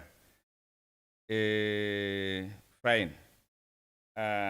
This issue is already has already been discussed with the ministry and the top management, and I would also request, because I also belong to those areas, and not only Lokriama and maybe parts of Turkana West, all the honorable members that come from the areas that people, the most pastoralists are moving, crossing the border, be it in Turkana North, in Kibish, be it in Tokyo, or these other areas. Please, sometimes, and I know why I'm saying that, sometimes you need to sit together. You need to sit together and share the same issues with the management, so that we put also into our plans, because they are the ministry plans. But issues when our people are flushed from Uganda, just last week and even this week now, those issues are there. And you will find that maybe there is nothing much ready for that. So you know the sources where we need at least to come together so that we look into on how some of these things can be at least sorted for. And that's my request. Same to Turkana's house areas, to those areas. I know why I'm saying that, and we need to have a discussion on that. The issue to do with the IPC3 and IPC4,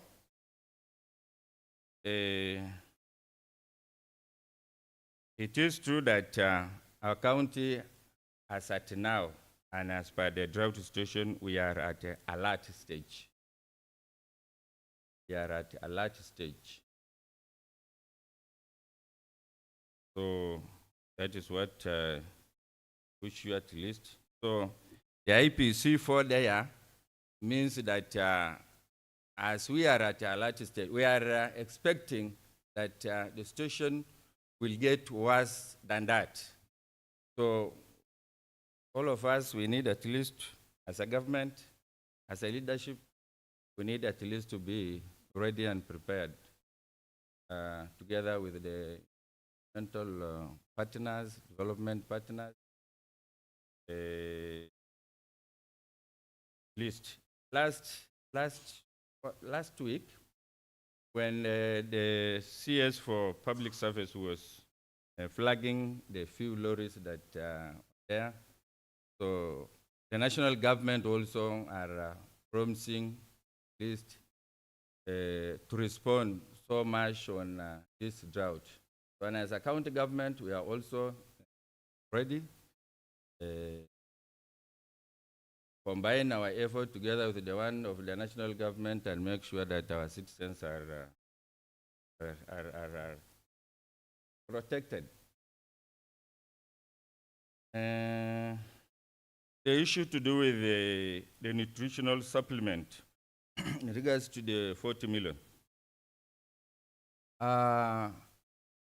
So I mentioned that 40 million have been given to Health and Sanitation Ministry to supplement the nutritional aspects of our malnourished and expectant mothers. So I request from Honorable Speaker that Honorable Mike was the one who raised this, that much of this information I have just it in summary, that's what I've said, but full detail of it, I think the Honorable CECM for Health and Sanitation is in position, together with his staff, to provide plans as far as the 40 million is concerned, how they can utilize, how they utilize all that. The number of meetings so far as the forum for CSGs on this issue of drought, they have managed to get two meetings on the same, and full report on it, on action plan, who to take this role, who to play this role, will be discussed, and the next meeting when each and everyone will be reporting.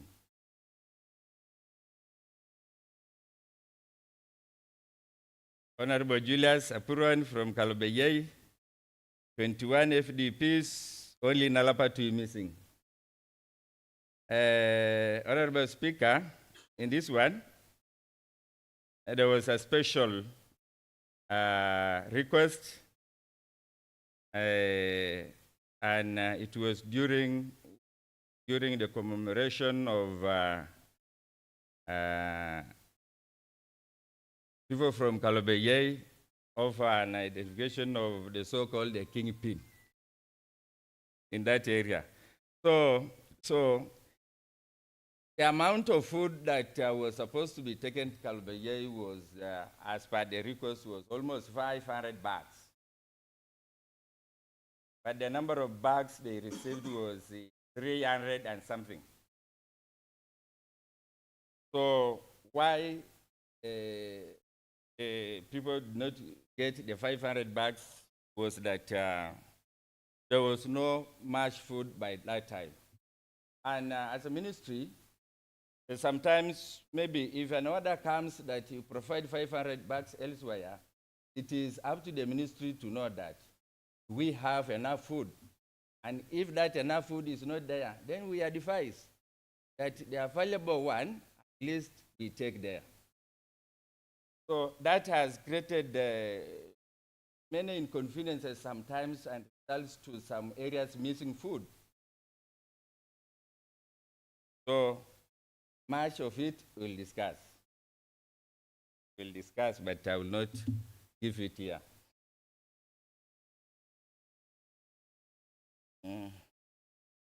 Lukwamor report. That report is already in the office. And it is not for Lukwamor alone. There are many areas within the county that has a similar issue. And all the reports are in the ministry waiting for mobilization of resources, both from the ministry and other development partners, so that we respond to some of these issues. and depending on the weight of the matter.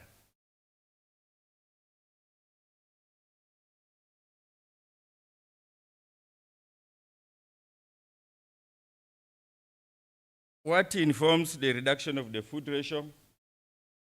It is clear that the last budget, we had procured 600 bags, 600,000 bags. This budget, it is 400 against the 177,000 households that we want to feed. So with a formula of 1 bag per household, cannot be realistic.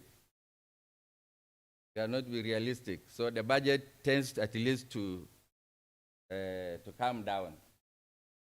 So it is up to the ministry and the leadership at all to consider that issues to do with relief food, what are we going to do? Because we are at the same time the managers and the approvers of the budget. And at the same time, we are there at least to protect the livelihood of our citizens in this county. So it is high time as a collective responsibility to the government and also to the leadership of this county, Mr. Speaker. The plans, how the food delay, it is not actually food delays in the store.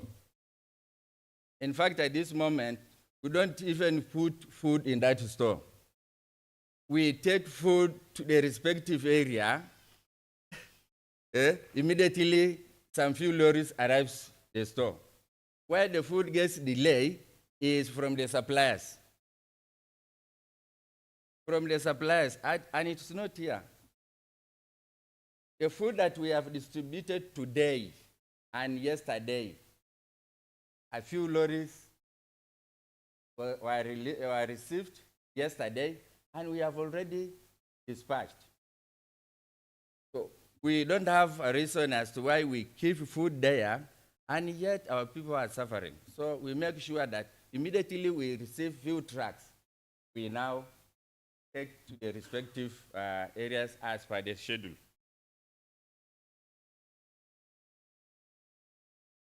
On the development partners and action timeline,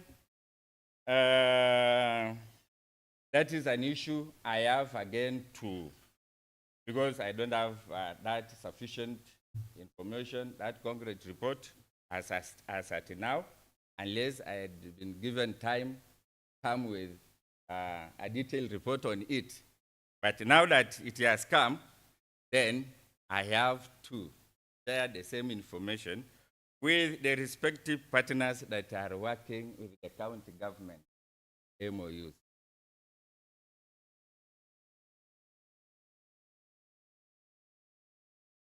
Kakongu raids, no response from the county government.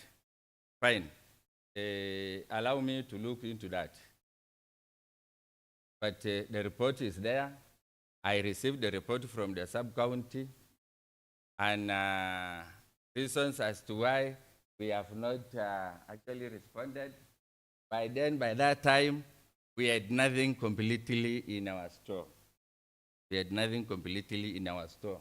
So when the food started coming, actually with the deficit and whatever, that's why we delayed to respond.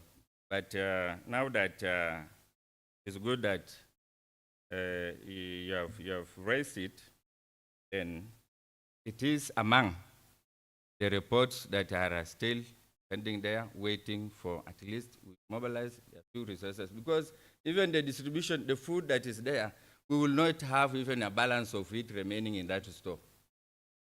So for emergency, we will not have. Because that budget and the food is less. It's less. We're expecting that even some areas will miss that food. But because there is a discussion we have started as far as the kit for emergency is concerned. So that's why I will not be enough to give detailed information as to what will happen, what will do. No. From Honorable Michael Lewoy, I said the drought station is alert. So about the operationalization of the disaster management, the status of the social protection policy, and disaster risk management, I request that you will not get sufficient information much on the operationalization of this one, because I need to give you enough information as per this that can actually give you a clear picture of that.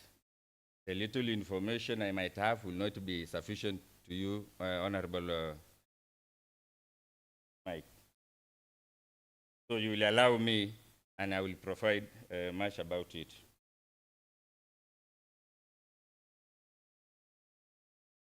At the same time, the funding gap for plans for 2026 drought.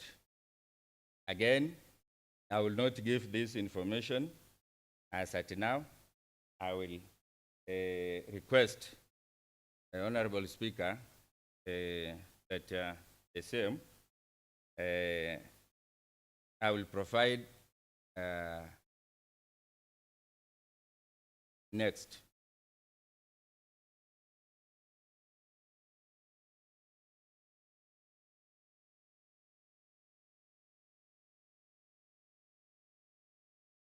About how many households affected in Turkana County.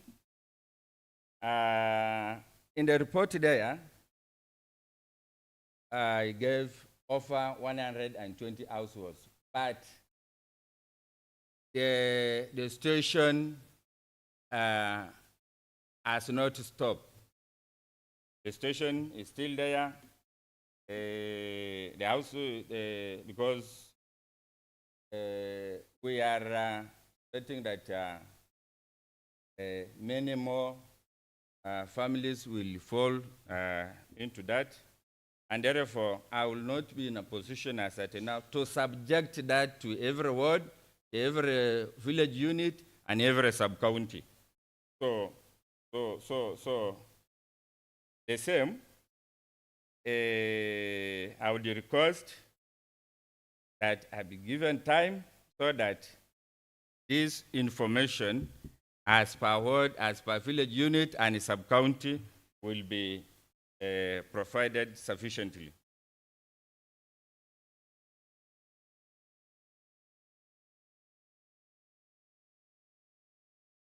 The use of the 40 million, I said 40 million given to the Ministry of Health and Sanitation, issues to do with malnutrition and other aspects of as well as the effect of the drought situation in this county. So the CEC for Health and Sanitation will be in a position at least to give, because ours as the ministry there and the management is to pay from 100 million, 40 million as that, the cabinet. So it is up to that ministry to give detailed information as per the utilization of amount that they have been given. Then it reports back to the cabinet, tell us, the report here, and it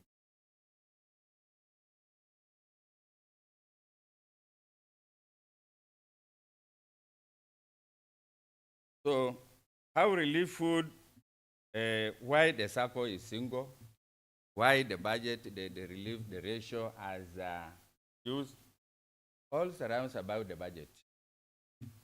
All surrounds about the budget, because the budget to receive food will not give 2 cycles, only be enough for 1 cycle.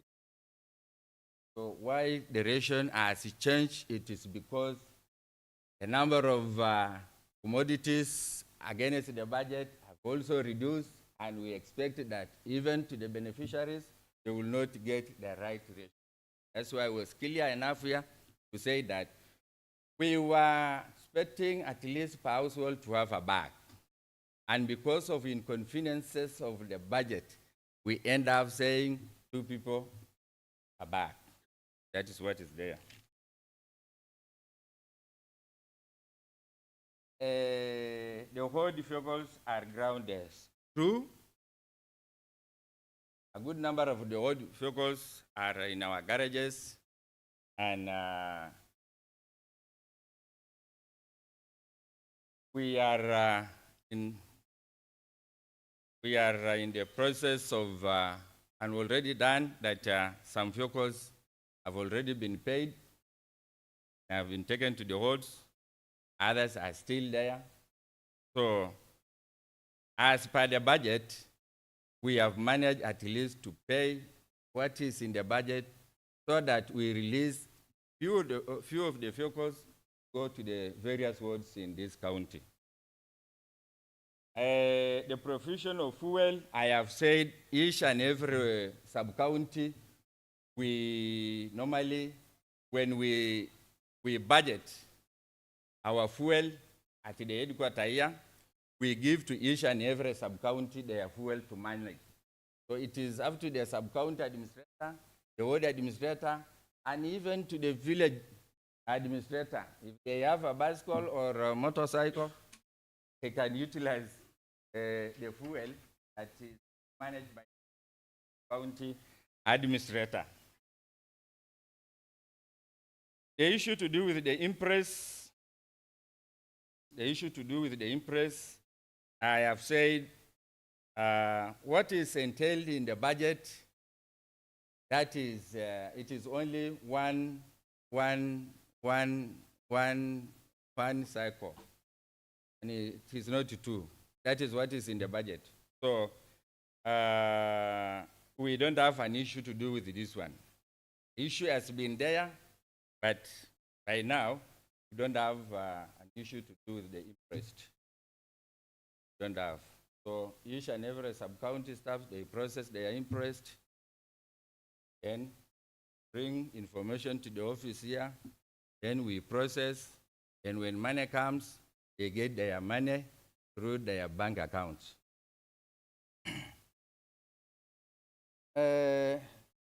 Honorable Michael Ale, the timely supply of relief food. I have said again, the delay is with the suppliers and not the ministry. We do pay our contractors or our contractors, not before they provide the services, after they provide the services.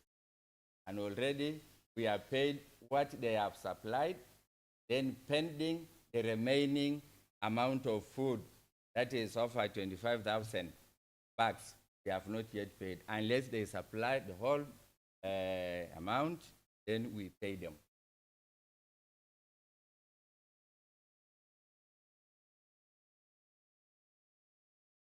About the list of beneficiaries being not updated, we do update.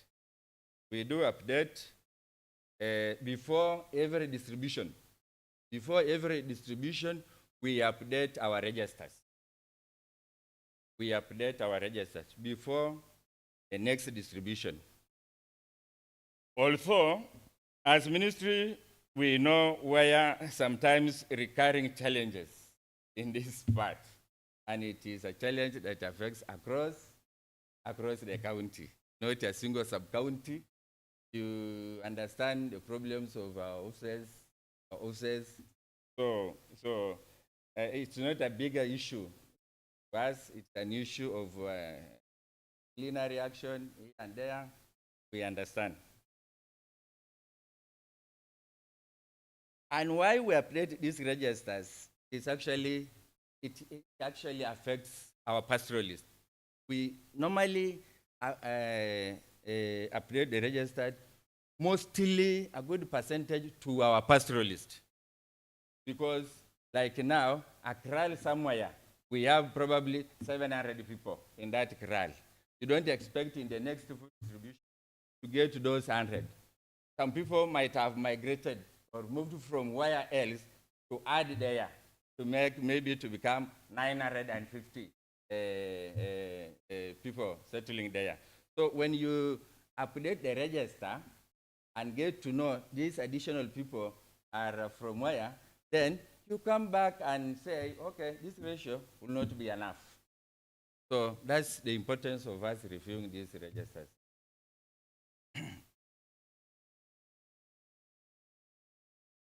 Capture being an insecure area, not capture alone, all the areas that are affected by issues to do with insecurity, it is our priority as the ministry to make sure that even at our normal distribution, and that's why you find some wards we have served 2 centers, some wards we have served maybe 1 center. It is because we respond to these, some of the raids victims, some of the fire victims within that ward. So that is why sometimes, but Honorable Speaker, also issues that we have taken note of as the ministry to make sure that the insecure or security front areas are served fast or taken care of in our service delivery. Why Kaptir has no development partners?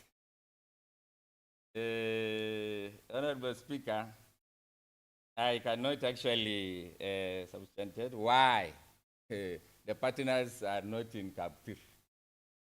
So I cannot give reason as to why partners are not there, because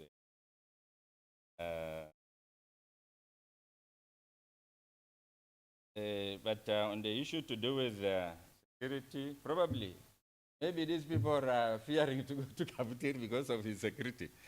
But I will raise also this issue in our meetings with these partners, that why some partners don't go to such areas. But I know the excuse are those are insecure areas.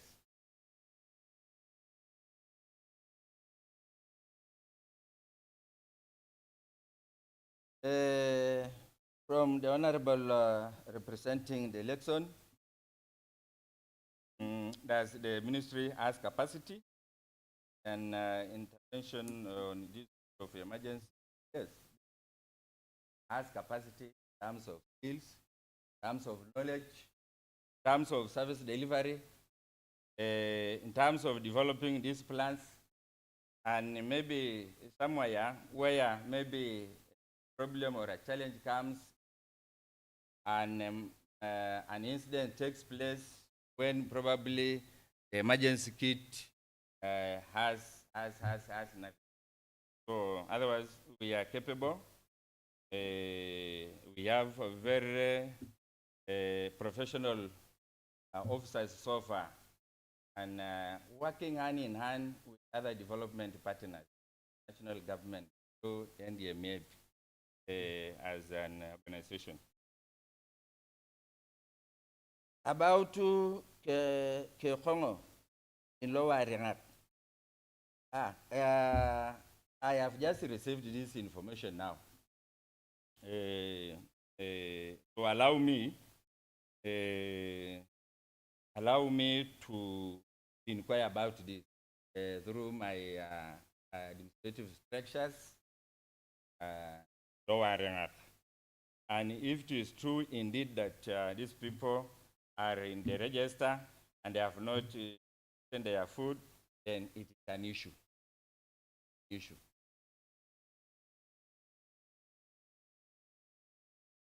The last one from Honorable Francis, FDP centers need to be reviewed. Yes, it is true. The FDP centers, I have gone around some areas in this county and I've realized that somewhere people have settled. And from one FDP point to where those people have settled, it is a distance of 25 kilometers, somewhere 15 kilometers. So when food is put in FDP center, these people traveling from that settled area and to go and get food becomes a problem of maybe insecurity in some areas, distance, no water point in between. So you find some people are elderly aged, they cannot carry even this food, and in the process, there are also wrong people on the way, playing some malpractices with women. So we made a discussion and as a ministry that there is a need at least to reduce these distances. From one FDP point, next FDP point, we anticipate at least to say should be less than 10 kilometers. Be less than 10 kilometers. And lumping maybe 1,000 beneficiaries to one FDP center, not good. So I said we need to subject them to at least an FDP should have 200 to 300 beneficiaries to get their food there. So also the problem is our transporters also is a problem. So when you advise them that this is the FDP, drop food there, and you have created another FDP somewhere, having not created even that FDP, you consider that you need to serve those people. It becomes a problem sometimes. And that's why we take our land cruisers, the few running, our land cruisers, we look for fuel, even from your pocket, to make sure that this food has been transported. Those are what we are doing as the ministry. Otherwise, allow me to end.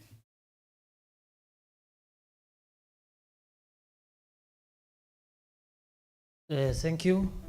The County Executive Committee Member for Public Service, Administration and Disaster Management. And as we are now concluding, I want to invite the Honorable Member representing Lokichar Ward, who came up with this motion of county importance, to give his final remarks. Thereafter, we conclude. Proceed. Thank you, Mr. Speaker, sir. Mr. Speaker, sir, allow me to thank AC once more again for the response which he has given before this. Speaker, sir, it is evident that the county government of Turkana, using the resources which they have at the moment, prepared to address the current drought situation in Turkana. Submissions that have been given by EC are only focused into relief food that was budgeted previously in the current running budget. Speaker, we are expecting the CC will tell us, probably as it gets out of assembly, the plan now that the government has address the current situation as it is record. The drought situation is promising. And, most of livestock dying. The Speaker, sir, most of the boreholes are drying, but I know that was as a result of the water tables. So we are more concerned about what the government is doing as at now. Other than the support that the partners are providing, Mr. Speaker, we want to see Turkana County coming in handy. And the only way they can do it, Mr. Speaker, there is nothing that is stopping the county government of Turkana to even coming up with a supplementary budget. The Speaker, this is the time that this county deserves to have a supplementary budget, because supplementary budget normally is brought when we have unforeseen issues.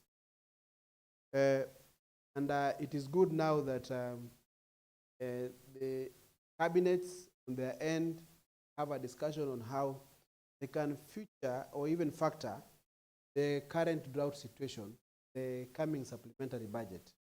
Because from the look of things, Honorable Speaker, is generally telling you that it is donor community that are chipping in to address the current drought situation, up to including the National Drought Management Authority and even the Ministry of Public Service, national government. So we want to see tangible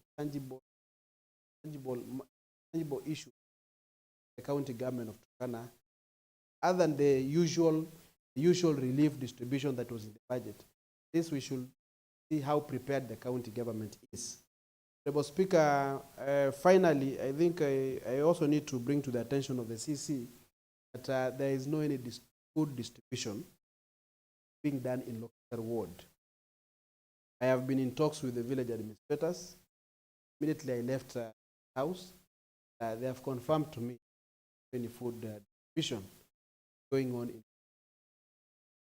Each ward has only received, Kapese village unit has 8 FDPs. Only 2 FDPs have received relief food till now. And the case of Lokichar, I think it should be like 8 or 7 FDPs that have already received food. Olochoa, Kakalel village unit, Omnyenekprat village unit is the only village unit in Lokichar that received a distribution of relief food last year, December. And that is the only village unit in relief food. And the remaining 5 FDPs, not FDPs, the remaining 6 the remaining 5 village units, that is Lochoa village unit, that is Kakalel village unit, Kasuroi village unit, Lokichar village unit, and Kapese village unit haven't received.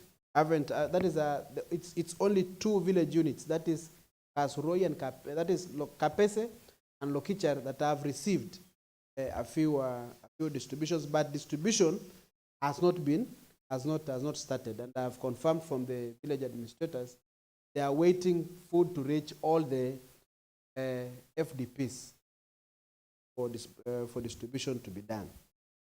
Then finally, Mr. Speaker, it is on, I've said something to do with the supplementary budget. I've said something to do with the emergency kitty, Mr. Speaker. Mr. Speaker, other than the information which we've requested the CC to give us about the current update status per ward on how hardly they are hit, how hardly the drought has hit respective areas. You see, we're also having the effects of floods.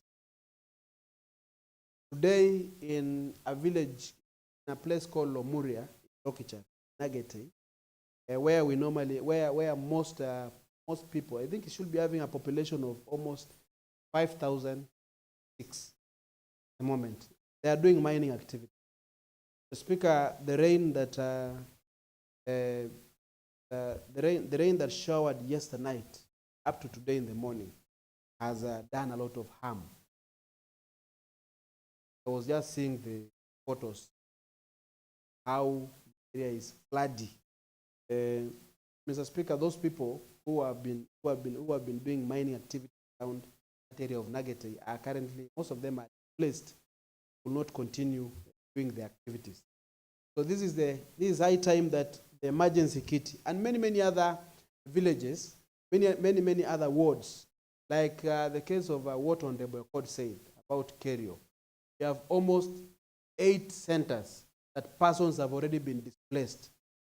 Mr. Speaker, you've heard Honorable Ali was saying that most of the livestock from different parts of Turkana South have been raided by the suspected bandits, Mr. Speaker.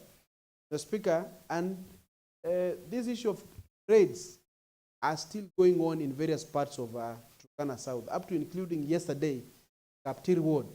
3 people were killed, Mr. Speaker. A big number of livestock again were taken away.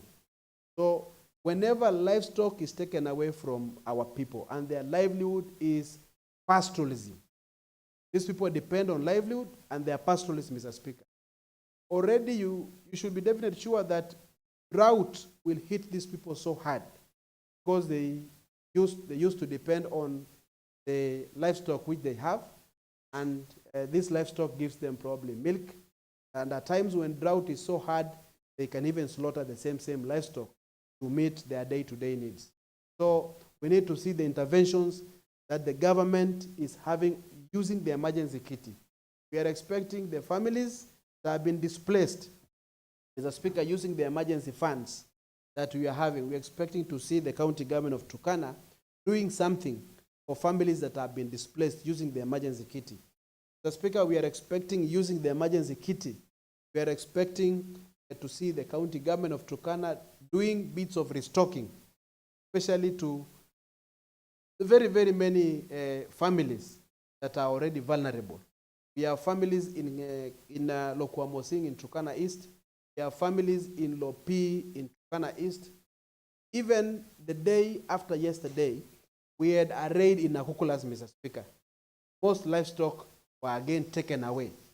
So you can imagine the entire... Should be concluding. Yes. You can imagine the entire livestock, the livestock for our people in Turkana East. If Lokwamosing has been raided, Lopi has been raided, now Nakulas has been raided. We are talking of Kakongo being raided. We are talking of Kaptiri being raided. And even Katil Ward, the livestock that was taken away, over 1,000 cattle that were driven in Lomoko Mall. Livelihoods of those people are going to be affected. Other than the relief intervention, we want to see now both arms of government, not necessarily even county government.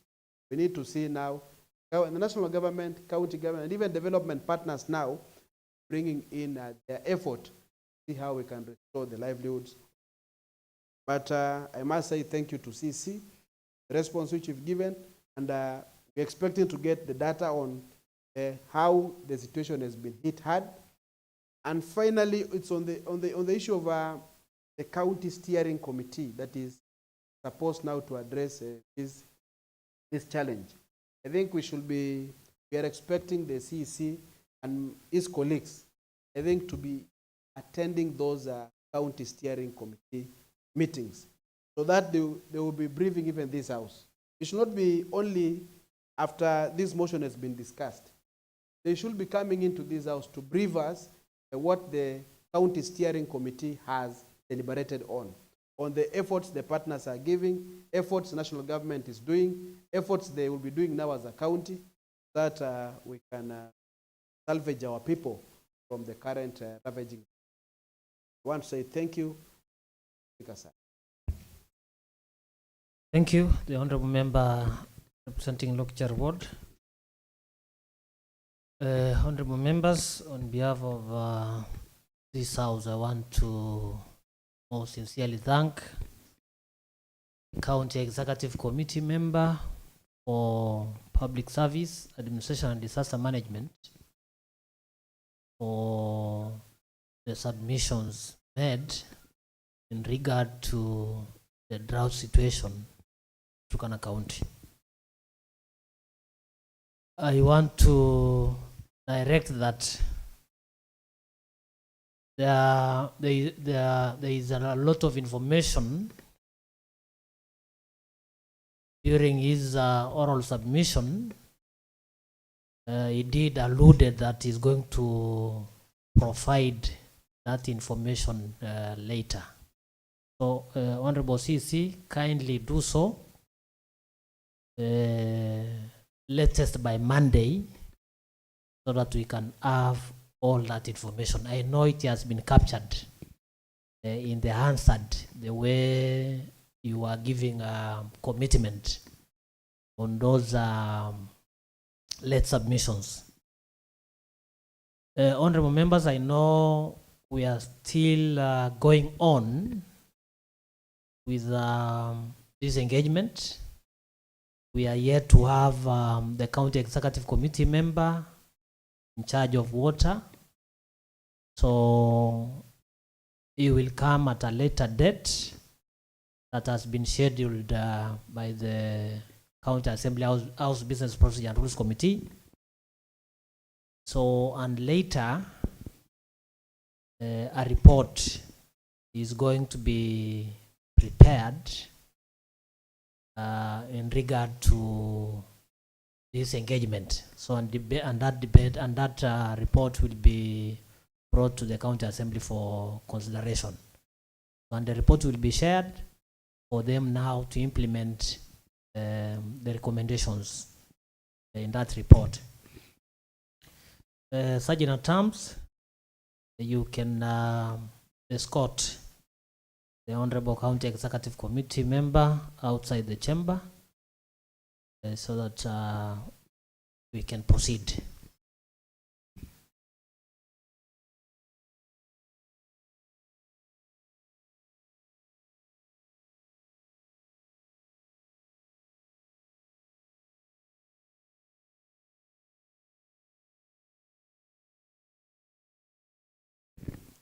Clerk, next order.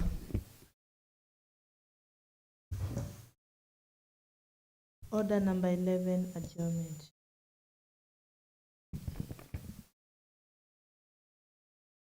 Honorable members, there being no any other business to transact, this House stands adjourned until Thursday, March 5th, 2026, 9 a.m. Thank you, honorable members.